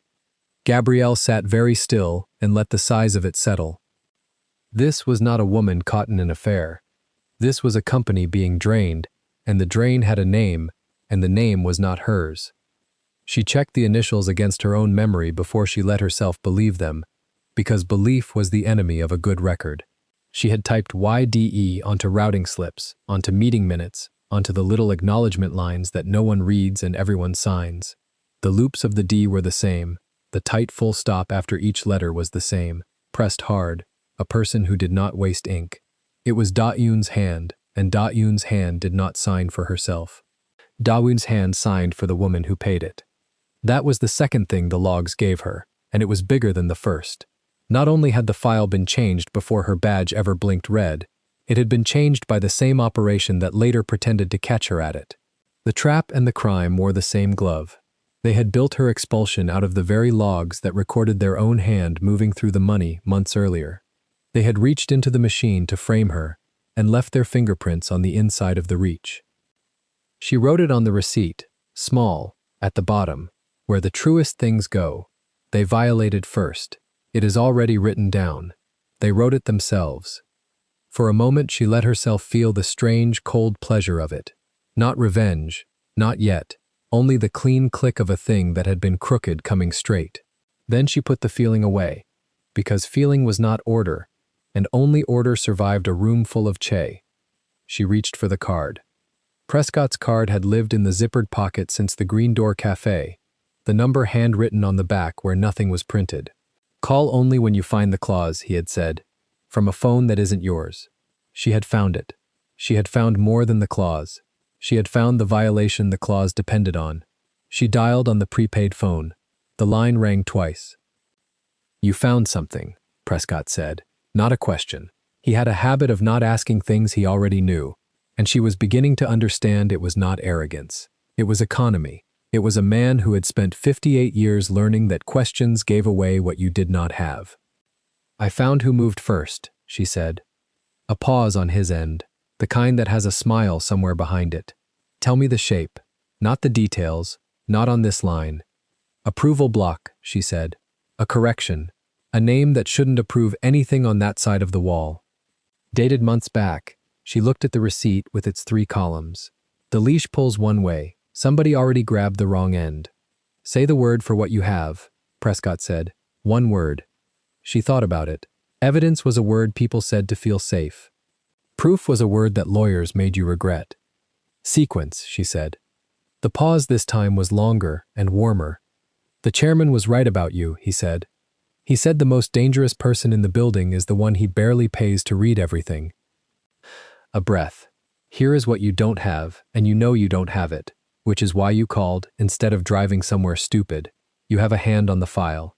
You do not have the mouth that ordered the hand. A correction sits there and says a thing happened. It does not say who wanted it to happen. In a room with those families, the initials will be explained away in 9 seconds. Clerical, delegated, a junior exceeding her authority. They will hang Dawoon out the window and keep the coat." Gabrielle already knew this. She had known it the moment she saw the initials. The way you know the second stair is loose the instant your foot finds it. "So I need her to say it," she said. "You need someone above the initials to say it," Prescott said. "The initials are the hand. You need the voice. And there is exactly one person who will not be able to keep from telling you how thoroughly she owns everything he touches, because that is the only pleasure she has that money can't buy her twice." He let it sit. "She already came to your desk once to admire the good ones. She thinks you're beaten. Beaten people get monologues. It's the tax the winner charges herself." The apartment was silent. The wine-colored wall behind her held the low light and gave nothing back. "You're telling me to go to Hai Rin," Gabrielle said. "I'm telling you nothing," Prescott said. "I'm an old man with a cold coffee. But if a woman were to be in a place where Che Hai Rin felt safe enough to explain the size of her own hand, the access, the reach, the little corrections she signs off through the girl with the tablet, and if that woman happened to be recording in a jurisdiction where one party's consent is enough, which this one is, then that woman would have the voice to put on top of the hand. And a hand under a voice is a sentence a family cannot unsay in 9 seconds. She wrote one party on the receipt and circled it. "Where?" she said. "She takes tea," Prescott said, "at the same place every Thursday, because ritual is how the powerful remind themselves they are not afraid. Private room. She will let you in, because letting you in is a way of showing you the door is hers to open." A pause. "She will not expect you to come with nothing to trade. Bring her something. Bring her the thing she thinks is her leverage. Let her reach for it." Gabrielle looked at the box on the table. The banker's box they had packed her life into. Her mother's photograph, face up now where she had turned it in the elevator lobby, watching her with the patience of a woman who cleaned other people's floors for 30 years and never once gave them her face. "She thinks she confiscated the last copy," Gabrielle said. "She does. Then I'll bring her a copy," Gabrielle said. "Let her think it's the only one left. Let her think she's buying my silence with the price of one document." She turned the receipt over to the clean corner she always saved. People explain their whole hand when they think they've just bought your mouth. There was a sound on the line she had not heard from Prescott before. It might have been approval. It might have been an old man being surprised at his age, which is a rarer and better thing. "Thursday," he said. "You'll want it clean. You'll want the recording to catch her saying access, or her own reach, or the girl's name and her orders in the same breath.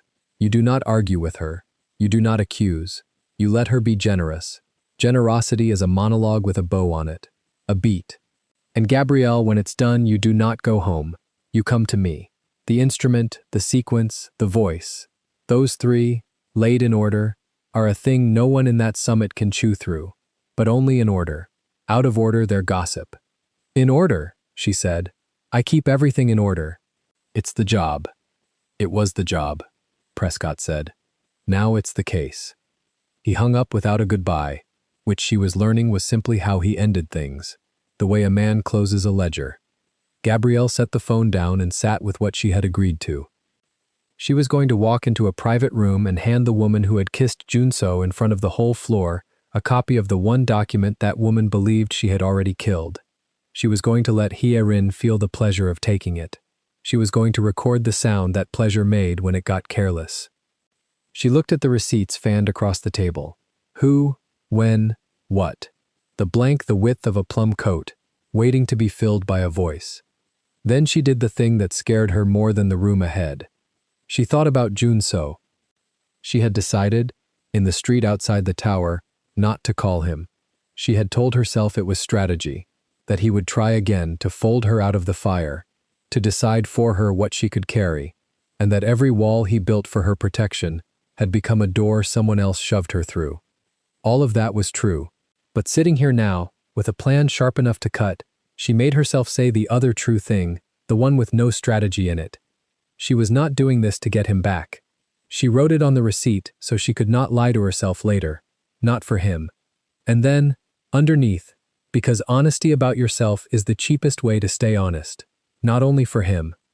She was doing it because a company was being emptied by people who had decided she was small enough to blame and quiet enough to keep. She was doing it because the chairman had turned his back to save his own skin, and still, from behind that turned back, had sent her the one man the Che did not know existed. She was doing it because her mother had spent 30 years keeping her face level in rooms that were built to take it, and had handed her daughter exactly one inheritance, the knowledge that a face they cannot break is a door they cannot find. She was doing it because she had read everything, and the person who has read everything is never the person they think she is. She gathered the photographs into order. She made a fresh copy of the shipping document, the trade goods, the bait, the thing Hye-rin would reach for. She wrapped it plainly. No folder, no flourish, the way you wrap something you are pretending to be reluctant to give. She checked the prepaid phone's battery and then, because one phone was a hope and two was a plan, she thought about where on her body a second recording could sit that a woman like Hye-rin, who read every surface, would not think to read. The collar, the white shirt she had never returned, folded in the drawer where she had put it the morning she went back to work with her face impeccable. Not to wear into that room. That would be a confession she had no intention of making. But the shirt had taught her something about how men like the ones she was fighting hid things in plain sight. On the body, monochrome, controlled, expensive, without shouting. She would dress the same way. Nothing to read. A woman who had lost, coming to sell the last thing she had. She set the alarm on the borrowed phone for a Thursday that was 2 days out, and she did not set it early, because she was not going to arrive breathless. She was going to arrive on time, level, empty-handed except for the one document, the way a beaten woman arrives to be generous to. Gabrielle turned her mother's photograph a few degrees on the table so the light caught it, and she looked at it for a while, and she said nothing, because there was nothing to say that the face already knew. Then she began to lay the sequence out across the table one more time, from the first hand to the last, from the correction with the wrong initials to the leash that pulled only one way to the claws that fired on only one event, building the order she would carry into the room, and the order she would carry out of it, and the order, above all, that she would set down in front of two families who had never once, in 9 years, expected the secretary to be the one holding the whole record. She rehearsed the room in her head the way she used to rehearse the chairman's hardest calls. Not the words, because words could be knocked off course, but the order. Hye-rin would open with generosity, because generosity was how she showed you the size of the hand you were inside. Gabrielle would let her. Hye-rin would reach for the wrapped copy, because taking was the only language she trusted. Gabrielle would let her reach, and let her keep it. and let her feel the small, warm certainty of a woman who believes she has just closed the last door. And somewhere in that certainty, unhurried, wearing a bow, would come the sentence, the reach, the access, the girl and her orders in one breath, that would sit down on top of the initials and turn a hand into a voice. She would not argue. Arguing was for people who needed to be believed in the room. Gabrielle did not need to be believed in the room. She needed to be believed later, in a different room, in front of two families, in order. She worked until the light in the window changed. She did not sleep, and this time it was not grief that kept her up. It was arithmetic. It was a woman who had been trained to build another man's calendar out of small true entries, building at last her own, and finding, when she counted, that she had more than they had ever let her believe she held. The last thing she did before dawn was small. She took the wrapped copy of the shipping document, the bait, and she weighed it in her hand, and she thought about how easy it would be for the room to explain a hand, a correction, a set of initials, 9 seconds, clerical, delegated, a junior girl exceeding her authority. And she thought, then I will not bring them a hand. I will bring them a voice with the hand already inside it, and a leash they forgot pulls one way, and a clause they built to cage him that they themselves have already broken open.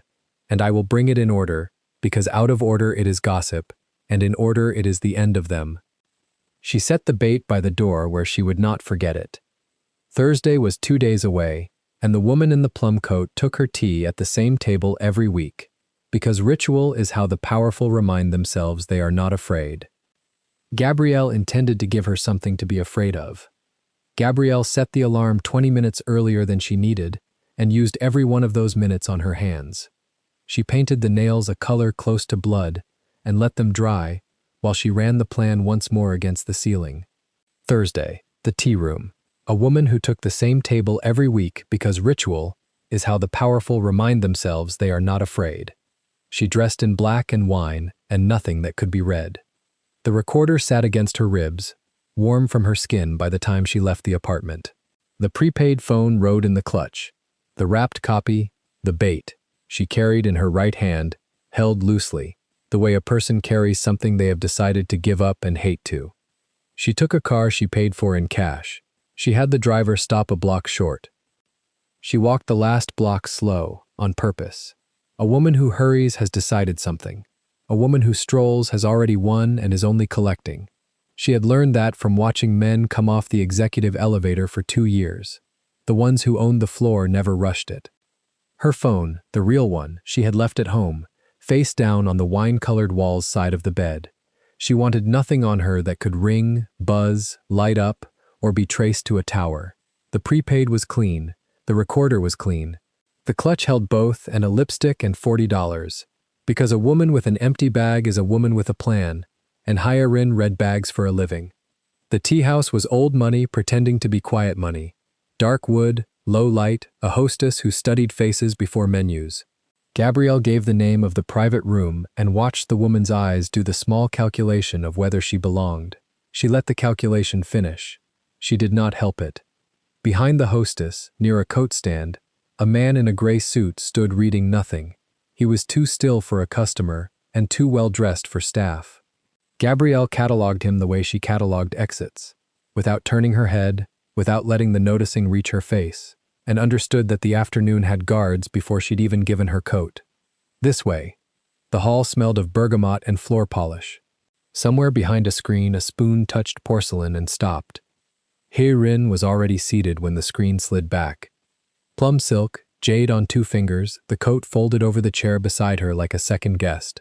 A pot between her hands. She had chosen the seat that faced the door. Of course she had. Sit, Hye-rin said, before Gabrielle had crossed the threshold. You're letting the heat out. Gabrielle sat. The chair put her back to the room and her face to the woman, which was exactly where the woman wanted her, and exactly where the recorder needed to be. Small mercies. She set the wrapped copy on the table between them, off to the side, not offered, not hidden, a thing that existed. Hye-rin poured. 2 cups. She did it herself, no attendant, which told Gabrielle the room had been cleared for a reason, and that the reason was this conversation. You look better than they said you would, Hye-rin said. After a week like yours. It was a full week. I heard some of it. Hyrin lifted the pot, checked its weight, set it back on the warmer, escorted off a floor you kept running for 2 years. Your desk emptied into a box by a girl half your competence, a man you covered for a dozen times reading your name off a card like a verdict. She said it gently, which was worse than if she'd gloated. They tell me you didn't cry. Not on the floor, not in the elevator, not on the street. The dark eyes lifted. Is that pride or is it your mother? Gabrielle held the cup and let the question sit there, uncollected. It's the elevator, she said finally. The elevator has a camera. Hyrin's mouth moved. Not quite a smile. See? That's what I mean. That's the good kind. She slid a cup across. Drink. It's good. I have it sent from home. Gabrielle wrapped her fingers around the cup and did not drink. Hyrin noticed. Hyrin noticed everything and let you see her notice, because being seen noticing was part of the pressure. You think it's poisoned, Hyrin said, almost pleased. I think it's hot. A sound left the older woman that was nearly a laugh. She sat back. The chair took her weight without complaint. She wore her size the way she wore the jade, as evidence of a life that had never once had to hurry, never once had to make itself smaller for a room. I liked you across a floor, she said. I wondered if I would like you across a table. I don't yet, but I'm patient. Gabrielle let the steam rise between them. Say nothing that fills silence. Let her be generous. Prescott's voice, dry, in the back of her skull. Bring her something to take. She moved her eyes, once, to the wrapped copy. Just once, then back. Hyrin caught it, naturally. What did you bring me? Something you already have, Gabrielle said, according to the box on my old desk. The older woman's expression did not move, but her hand found the teapot and turned it a quarter, aligning the spout to some private north, a tell. Gabrielle filed it and kept her face level. Go on. You had my drawer opened. Your girl put the second version of the shipping document in a banker's box with my mother's photograph and a tin of ginger candy. Gabrielle spoke it flat, the way you read a receipt. She held the page like she'd found the last one. And had she? Gabrielle let the pause breathe. This was the hinge. Give her the fear dressed as a gift, so she reaches for it. That's between me and the drawer, Gabrielle said. Hyrin looked at the wrapped bundle a long moment. Something shifted behind the eyes. Not alarm, appetite. The appetite of a woman who has spent 9 years collecting the loose ends of other people and has just been told there is one still lying in the open. You want to sell it to me, she said. I want to understand what I'm sitting in the middle of, Gabrielle said, before I decide what it's worth. Clever, cheaper women name a number first. Hyrin lifted her own cup, drank, set it down. You're the good kind, I told you that. It's harder for the good ones. You keep thinking the truth is currency. She smiled without warmth. It isn't. Access is currency. There. The word. Gabrielle did not blink at it. The recorder took it and asked for nothing. Access to what? Gabrielle said, keeping the door open, keeping her voice bored. To everything he touches. Hyrin turned the jade on her finger. That was the arrangement. You've read enough of the paper to know there's an arrangement. You're not here because you're heartbroken. You're here because you added it up and the sum frightened you. The sum did frighten me, Gabrielle said, and let it be true, because a true thing costs nothing and buys a great deal. The older woman warmed to it. That was the thing about people who had won early and often. They mistook an audience for a confessor. She wanted to be understood by the one person in the building smart enough to understand her. Prescott had promised this. The winner cannot resist explaining the size of her own hand. His father, Hyrin said, borrowed from the wrong table 30 years ago and paid with a boy. You know this part. Everyone tells you this part like it's tragic. She waved 2 fingers. It isn't tragic. It's tidy, a debt with a face. For 9 years that face has kept its head down and its hands where I can see them, because the moment those hands move against the paper closes on him. On everything. He knows the terms better than his own lawyers. She tilted her head. Better than you, I'd guess, though you're learning. Gabrielle turned the cup a quarter, the way the woman kept turning the pot, and watched the mirror of the gesture register. Let her feel matched. A person who feels matched keeps talking to prove she's still ahead. You make it sound simple, Gabrielle said. A debt with a face. 9 tidy years. It was simple, until 8 weeks ago. The jade turned. Until a secretary started reading second versions of documents that were only supposed to have first ones. Until my husband started leaving a light on for a woman on the 9th floor and coming home at hours a man only keeps when he's decided the terms don't apply to his heart. For the first time, something hardened under the silk. The paper survives everything except a man forgetting to be afraid. He forgot. You made him forget. That's not romance, girl. That's a liability with a face, too. And the shipping venture, Gabrielle said. That's his hands moving? That's my hands moving. Hyarin said it without heat, the way you correct a child's arithmetic. Through his. That's the whole point of owning a man's signature. Gabrielle held very still, which was easy, because everything in her had gone quiet, with the particular quiet of a person watching a trap they set spring exactly right. She kept her fingers on the cup. She kept her breath even. The recorder drank. Da Noon approved the correction, Gabrielle said. Not a question. A test, floated soft, to see if the woman would claim the girl or throw her. Da Noon signs what I tell her to sign, Hyarin said. She's very good. She'll be very good somewhere else too, if it ever comes to that. A small pause, a small smile, the smile of a woman confirming she has already chosen which limb to lose. Girls like her exist to have the right initials in the wrong place. That's the job. Da Seun approved a correction to a document that belonged to another man's company, Gabrielle said carefully, laying the last brick where she needed it. Months before I was ever flagged, with your authority. With my instruction, Hyarin corrected, and there it was again, cleaner, dated, owned. I move assets when assets need moving. Through the venture, through his signature, through the girl's initials. That's not a crime, that's Tuesday. The crime is only ever in who reads it. She smiled the tired smile. You read it, so now there's a crime. There, the whole shape of it.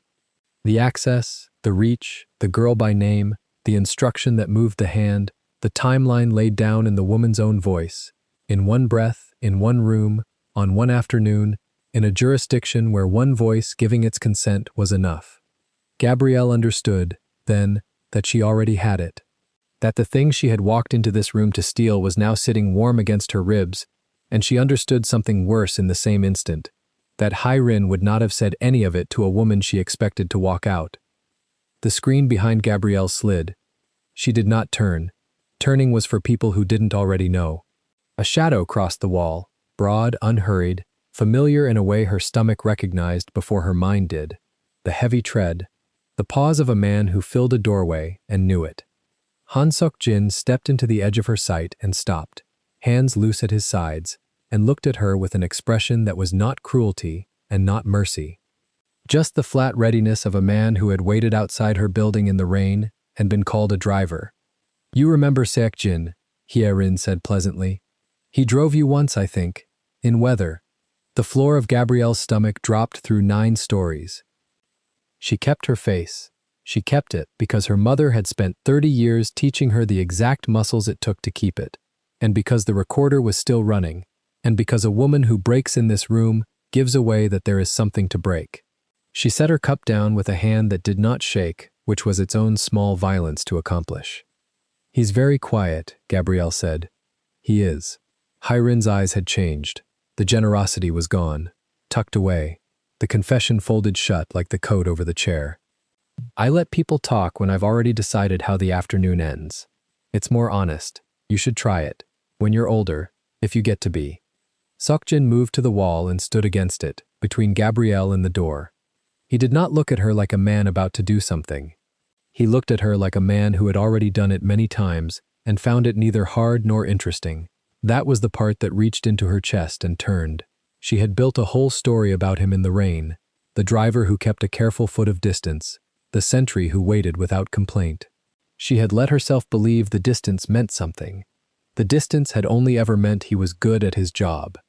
You called him a driver, Gabrielle said, to Hyarin, but really to herself, to close the last drawer she'd left open.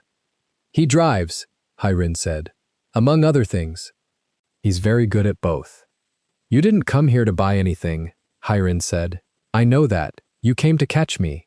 She lifted the teapot again, turned it, set it down. The strange thing is, I let you. You want to know why? Gabrielle said nothing. Because I wanted to see it. The thing he threw 9 years away to keep the peace, and then broke the peace for anyway. She studied Gabrielle's face like a woman appraising a stone she intends to keep or crush. I wanted to know what you had, and now I do. You have a good face and a cheap phone, and a copy you think no one knows about. She let each item land. You're not the loose thread, girl. You're the scissors someone else is holding. I'm just deciding whether to take you off the table before they can use you. Someone else, Gabrielle repeated. Keep her talking. Every sentence was a page. You think this is the chairman? I think an old man who forgot to control his own building found the one person in it clever enough to read the terms and pointed her at me. Hyarin lifted her cup, drank, unhurried, a woman who had never once been late to anything because everything waited for her. It's what I'd do. Use the maid's daughter. She costs nothing and she's already angry. The eyes came up over the rim. Am I wrong? You've been wrong about one thing all afternoon, Gabrielle said. Have I? You keep saying I came to sell you my silence. Gabrielle set her untouched cup down, dead center on its saucer. Precise. I came to hear you say it out loud. That's a different errand. Something crossed Hyarin's face then. Not fear. She was too old and too armored for fear. But recalculation. The flicker of a woman turning her pot a quarter and finding North had moved. Her gaze went, for the first time, to the front of Gabrielle's dress, to the line of it, to what a dress could hide against a rib. An errand, she said slowly, is a thing you finish and take home. You're not going to get to take this one home. The word phone landed on Gabrielle like a hand on the back of the neck. She had said prepaid to no one but Prescott. She had photographed pages in bad light in a room with the blinds down, and yet, she thought of the 4 people on the floor who reported to the Che. She thought of the pharmacy, the cameras a pharmacy keeps, the cash that felt so clever at the time. She thought, with a cold that started in her hands, that the woman across the table had known she was coming, had cleared the room, had put the driver at the door, and had spent 40 minutes being generous with a confession, precisely because she believed it would never leave the building.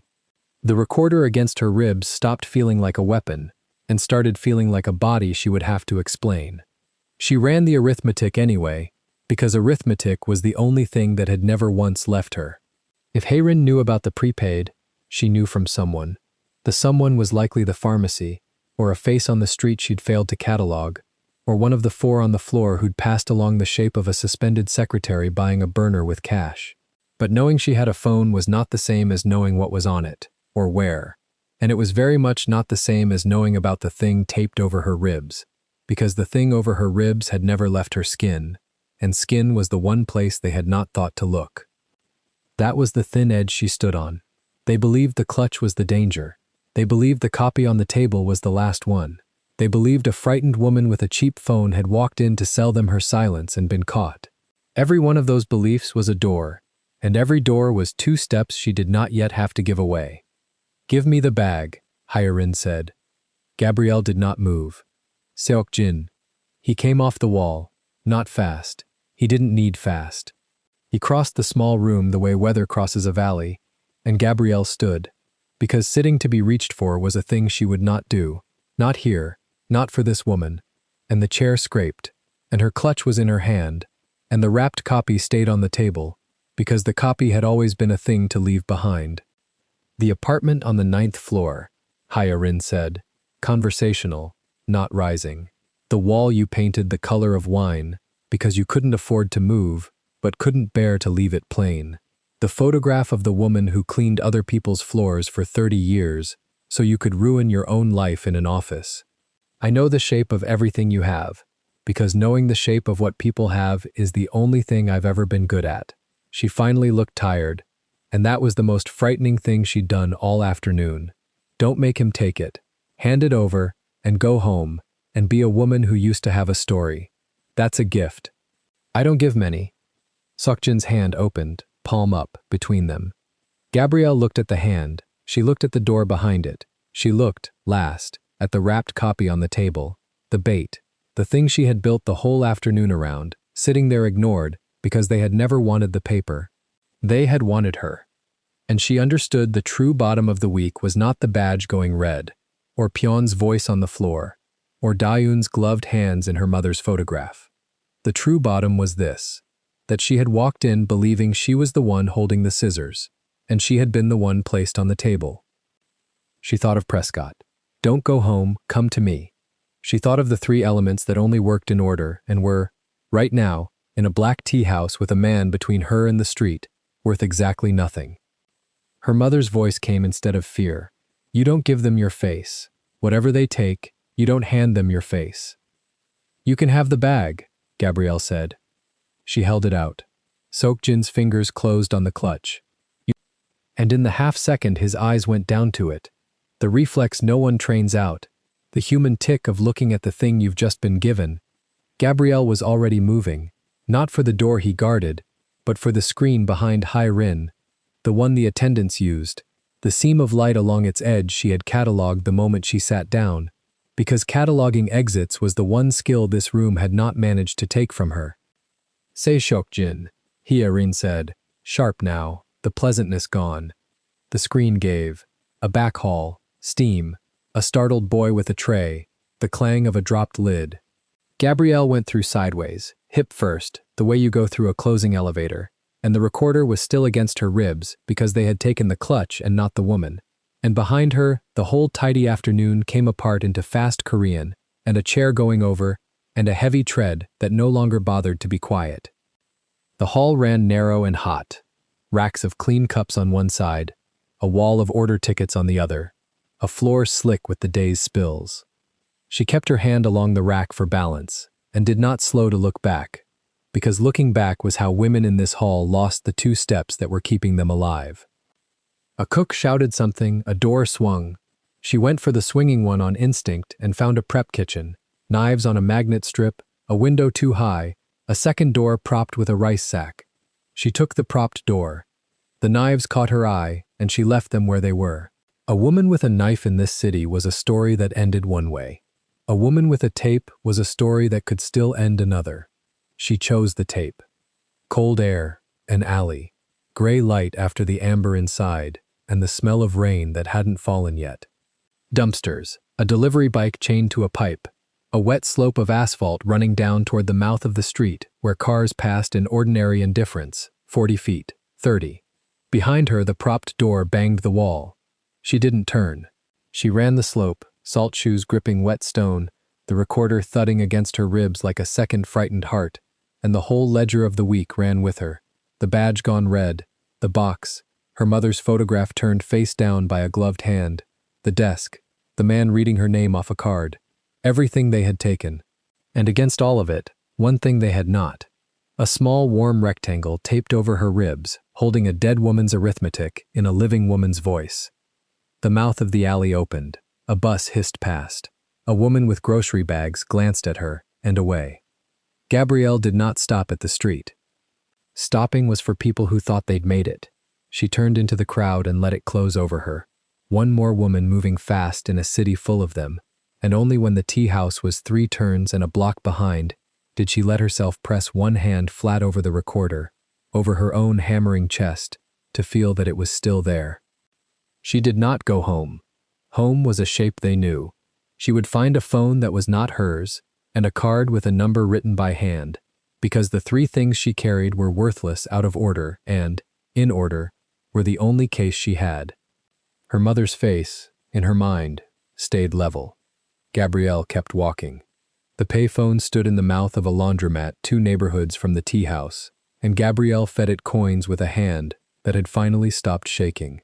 She dialed the number from the card by memory. It rang once. "You're breathing hard," Walter Prescott said. "I have it." A pause. Machines turned behind her, water and heat and the smell of soap. "Say the word only." Voice. "Not your street," he said. "Not your home. There's a parking structure on 9th, level 3, a gray car, 40 minutes. The line went dead before she could answer. She hung the receiver in its cradle and stood a moment inside the warm noise. Somewhere across the city, a large woman in plum silk was learning that a wrapped copy on a table proved nothing at all, and a man with a shaved head was learning that a clutch held $40 and a lipstick and no recorder. Gabrielle pressed her forearm flat against her ribs and felt the small, hard shape still taped there. She walked out into the wet street and did not look back at the laundromat glass. She took 2 buses she did not need, changed direction twice, watched reflections in shop windows the way her mother had taught her to watch a floor for the boss's shoes. No shaved head, no gray suit. By the time she reached 9th, her feet had blistered inside the good shoes, and she had never felt more awake. Level 3 smelled of concrete and old rain. The gray car sat in the far corner, engine off, and Prescott stood beside it, with his coat over his arm, as if he had all afternoon. He opened the rear door for her, not the front. "Show me nothing here," he said. "Just tell me it's clean." "One party?" She served the tea herself. She emptied the room. She talked. She couldn't stop. Gabrielle got in. She named the girl. She named the access. She dated the correction herself. Prescott's jaw moved once, the closest thing to a smile she had seen from him. He slid into the front seat and turned so his shoulder faced her. "Then we don't play it for them," he said. "Not for a lawyer, not for the family across the table.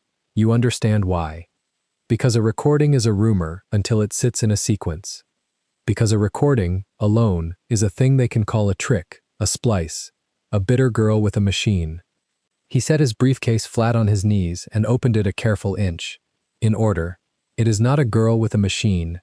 In order, it is a timeline that a court would recognize on sight. Instrument, then the sequence, then the voice. Each one answers the objection to the one before." She looked at the case, at the thin gray folders inside, and understood that he had been building the same thing from a different door. "You have Schedule C." His eyes came up. "Say that again." "Schedule C. Remedies. The venture cites it and doesn't attach it. I've been reading a contract with a hole where the punishment lives." She leaned forward. "If you have the schedule, then I don't just have that they moved first. I have exactly what they forfeit for it." Prescott turned 2 folders so she could see the tabs. One said the venture's file name. The other, in his own hand, said a single letter and a colon and 3 words. He did not hand them across. The chairman kept the original of the instrument in a vault his wife's name opened, 4 years after she died, because no one thought to change it. That is the sort of thing men like that forget. Schedule C is real. It says what you already guessed. The penalties bind the hand that breaks the agreement first. If Junso files, he loses everything the debt ever touched. If the Che side is shown to have breached first, the collateral releases. She sat back. He's free, and they're the ones exposed. "He's free," Prescott said, "and they spend the next 10 years explaining stolen money to people who don't forgive it. They did not go to a courthouse, and they did not go to the police, because the 2 families had never once, in 9 years, settled anything in either place." Prescott made 3 calls from the front seat in a low, even voice, 1 in English and 2 in a Korean, that surprised her, and then he drove her to a serviced apartment under a name that was not hers, paid in advance, and told her to sleep and to leave the recorder with him. She would not leave the recorder. "Then copy it," he said, "onto something you can hand me, and keep the original on your body, and understand that if you lose it in a taxi tonight, none of this exists." He gave her a small drive the size of a thumbnail. "There will be a room the day after tomorrow, both families. The chairman has asked for it under the language of the venture, a review of the joint paper before it closes. They think it is money. Che Hai-rin will be there because she does not trust the room without her in it. That is her flaw, and it is the only reason any of this works." "And Junso?" Prescott looked at her in the mirror. "He will be there because his wife requires it." A beat. "He does not know you're coming." The chairman thought it kinder that way. "Kinder to who?" The old lawyer did not answer that. He told her the address, and the hour, and the one instruction that mattered. "You will not argue. You have watched them all argue and lose. You will lay paper on a table in the order I give you, and you will let the paper do to them what shouting never could." The room was on the 40th floor of a building that was not the tower, glass on 3 sides, a table long enough to seat 12 and set for 10. Gabrielle came up in a freight elevator with Prescott and a box that weighed almost nothing, and she wore black, and her nails were the color of old blood, and her face, when the doors opened, was level. They were already seated when she walked in. She felt the room understand her in stages. The chairman first, at the head, still as a man at his own trial. Then Director Pyun, halfway down, whose mouth opened and did not produce sound.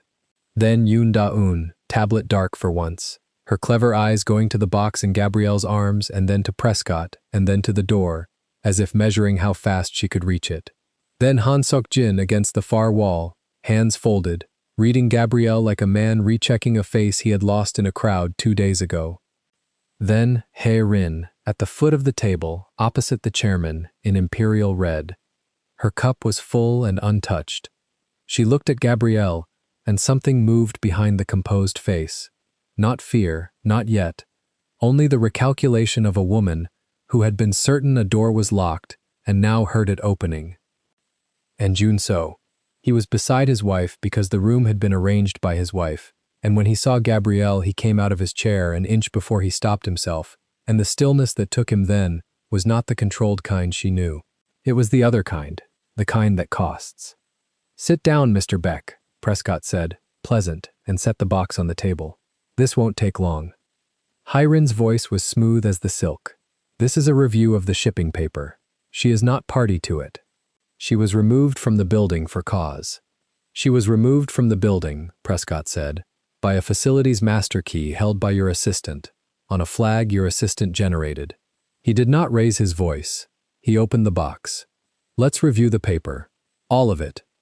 In order. Gabrielle laid the first page down at the center of the table, where every seat could see it, and she spoke for the first time. "This is the security instrument," she said. 9 years old. The marriage that is a debt. Every person in this room already knows it exists, so we won't pretend.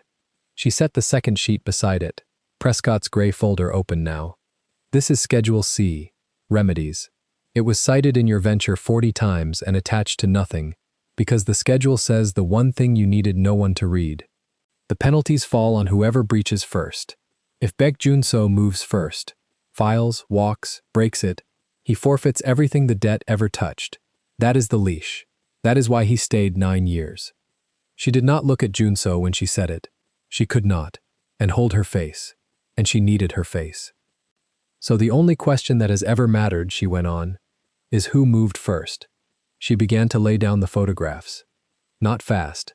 One at a time, squared to the table's edge, the way she had squared a chairman's calendar for 2 years, until timestamps were the native language of her hands.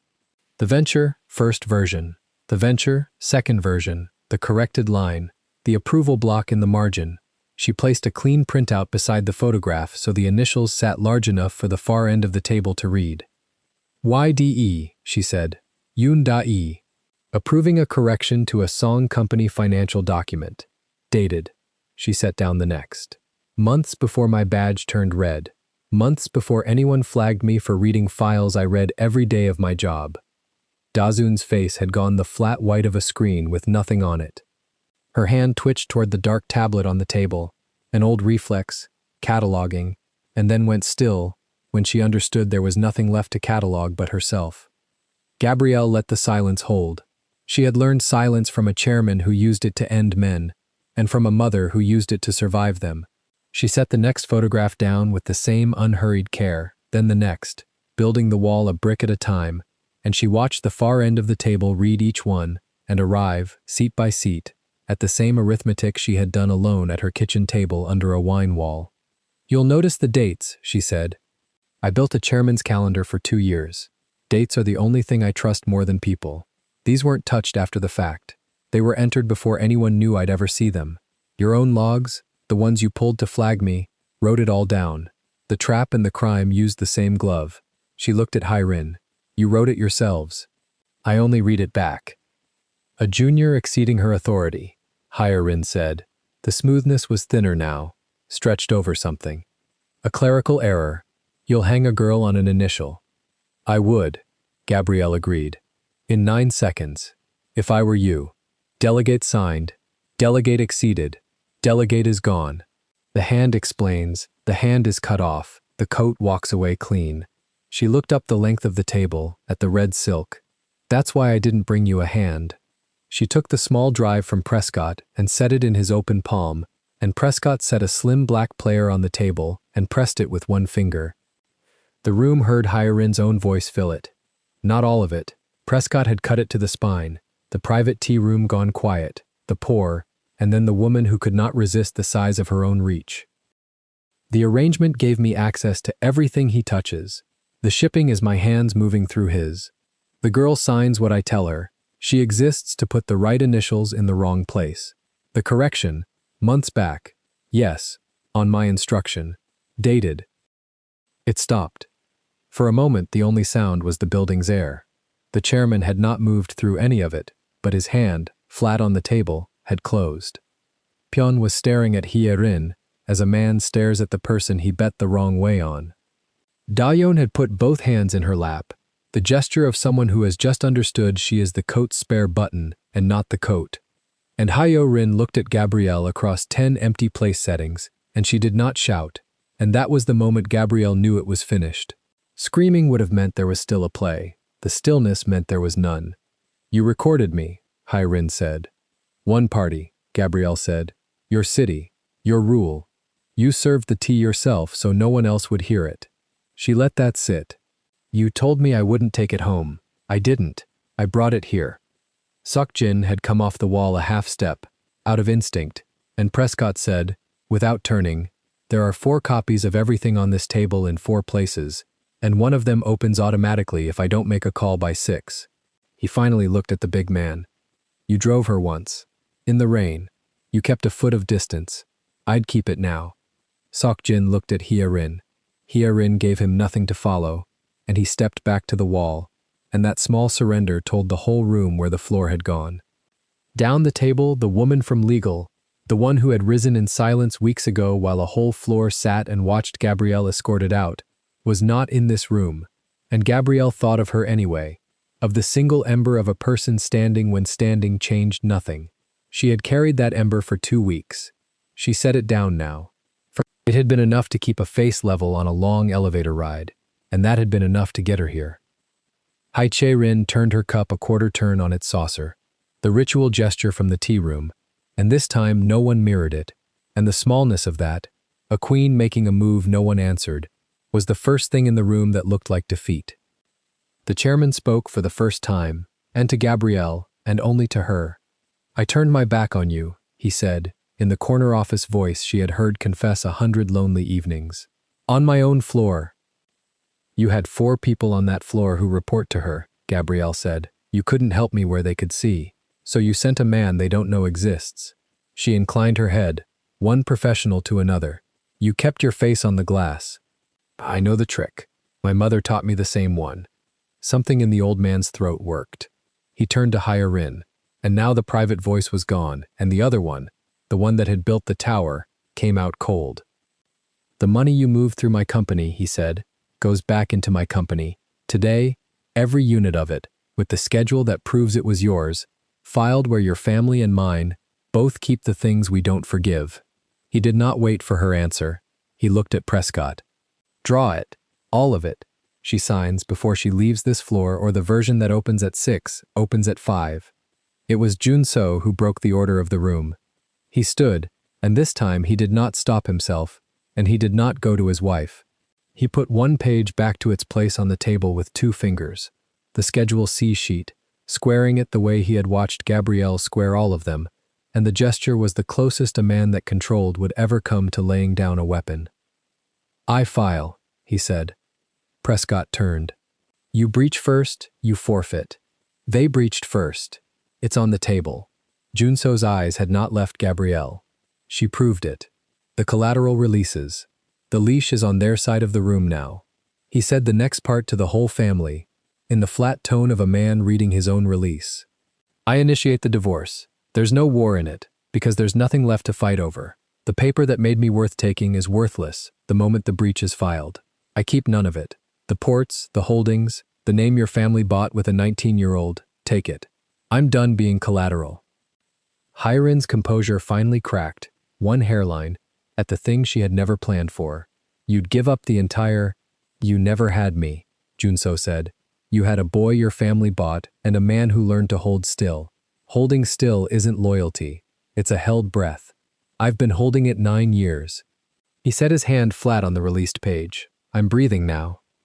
Ishe-rin's eyes went, for the first time, past him, to Gabrielle, to the black dress and the blood-colored nails, and the face that had not once, through any of it, given her a thing to use. She did this, Ishe-rin said, and it was not quite an accusation. It was closer to the recognition one professional gives another across a ruined table. The secretary you barely paid to read everything. The chairman warned you, Prescott said mildly, not looking up from the paper he was drafting. The most dangerous person in a company is the one they underpay to read all of it. You had a debt. I just paid it off with the only currency you understand. You lose the money, and you lose me, and you did it to yourselves months ago in a margin, in a girl's initials, and she read it. He looked at Gabrielle. She always reads it. The signing took 90 minutes, and Gabrielle was not needed for any of it. She stood at the glass while Prescott and 2 Korean lawyers moved paper across the table, while Dawon was walked out by a security detail that was suddenly the chairman's and not the Che's, while Pyon tried 3 times to catch the chairman's eye, and failed each time, and finally understood, in the slow way of a man who bets on power, that the power had left the room in his rival's favor. She watched him gather his things and go, and she felt none of the things she had promised herself she would feel. 2 quarters, she had said once. It had taken less than 2 weeks, and someone else's hand, and she found she did not need to watch him break to know it was done. The chairman came to her at the glass before she left. He did not offer her the job back. He was too honest for that, and she was grateful. There's no version of that floor that's safe for you now, he said. You know too much, and you're too good, and both are dangerous in the same building. He held out an envelope, thicker than the one that had changed her life weeks ago in the reading of it. Severance the size of a silence. I'm not asking you to keep. And a name in another city, if you want the work. No initials, no margins, just calendars. Gabrielle took the envelope and did not open it. I'll write my resignation, she said. I'd rather leave than be let go. I've had enough of being walked out of buildings. I'd rather you leave too, the old man said, and meant it as the highest thing he had, and it was. She wrote the resignation that night at her own table, under the wine wall she had painted herself, 1 clean paragraph, no bitterness in it, because bitterness was a thing you gave your face to, and she gave her face to no one. She mailed it in the morning. She kept the recorder in a box her mother's photograph watched over, not as a weapon anymore, only as proof to herself that a woman they had called small had turned a whole room with paper and patience and a level face. Junso did not come that week. She had not asked him to, and she understood, in the part of her that had learned him in pieces across a season of stairwells and rain, that he would not come to her out of the wreck of the thing he was leaving. He would come as a free man, or he would not come at all, because the one gift he had left to give her was the choice he had once taken away. He had decided for her, that night at this table, what she could carry. He would not do it twice. He would let her decide. She let herself hope in the only way she trusted, which was to make a plan and not to say it aloud. The new city was smaller and the light came in from a different side, and she took the calendar job because calendars were the one language nobody could turn against her. She rented 3 rooms on a low floor with a wall she painted. On the first weekend, the color of old wine. She hung her mother's photograph where the morning found it. She did not paint anything green. 6 weeks after the room on the 40th floor, on an evening that smelled of rain the way that other evening had, there was a knock at her door. She knew the weight of it before she crossed the room. She had heard that exact knock once before, on a night she had cooked her mother's dish and lit 2 candles and chosen what to wear. She opened the door. She was wearing his shirt, the white one, the one she had never given back, the one she had folded to return a dozen times and kept, the sleeves long on her arms and the hem falling past the tops of her thighs, and under it nothing that owed anyone an explanation. She had put it on that morning without letting herself name why, and she had left it on all day, and now she understood she had been dressing for a door.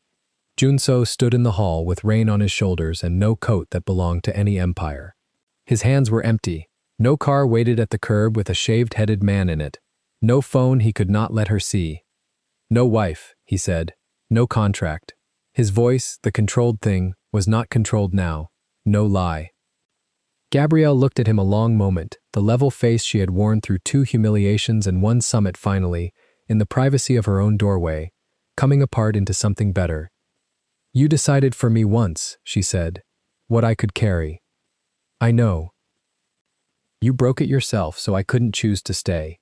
You thought you were saving me from the size of your own life." She kept her voice even, because even was the only way she could say it without it costing more than she would pay in a doorway. "That was the cruelest thing anyone ever did to me. Not the wife, not the room they walked me out of. You. Deciding. I know that too." The rain moved on his shoulders when he breathed. "I've had 6 weeks to know it. Don't do it again. I came to let you choose." He did not step forward. He let the foot of distance stand between them, the way he always had, and this time, it was not caution, it was the offer. "So choose." She stepped back from the door and held it open, the way she had once before, in another city, in this same white shirt, for a man who had come alone. "Come in," Gabrielle said. "It's getting cold." And this time, when he crossed the threshold, there was no calculation waiting behind his eyes where she could not see it, and nothing in either of their hands but the other's, and the door closed on a woman who had lost the man, the job, and the dignity in a single week, and had walked out of every building on her own 2 feet to take back all 3, and keep only the ones that were hers to keep. If this story moved you, stop for a moment and reflect. Have you ever loved someone who took away your right to choose and called it protection? When the world reduced you to fetching coffee and emptying your own desk, did you know the same eyes it dismissed you with were the ones that would read the contract no one thought you'd understand? And when the truth was finally in your hands, did you use it to destroy or to walk away with your dignity whole? Tell us your experiences and feelings in the comments. We read them all. And if you believe in stories about dignity, truth, and love, leave a like, be sure to subscribe to the channel, and click join to become a part of our community and help the channel.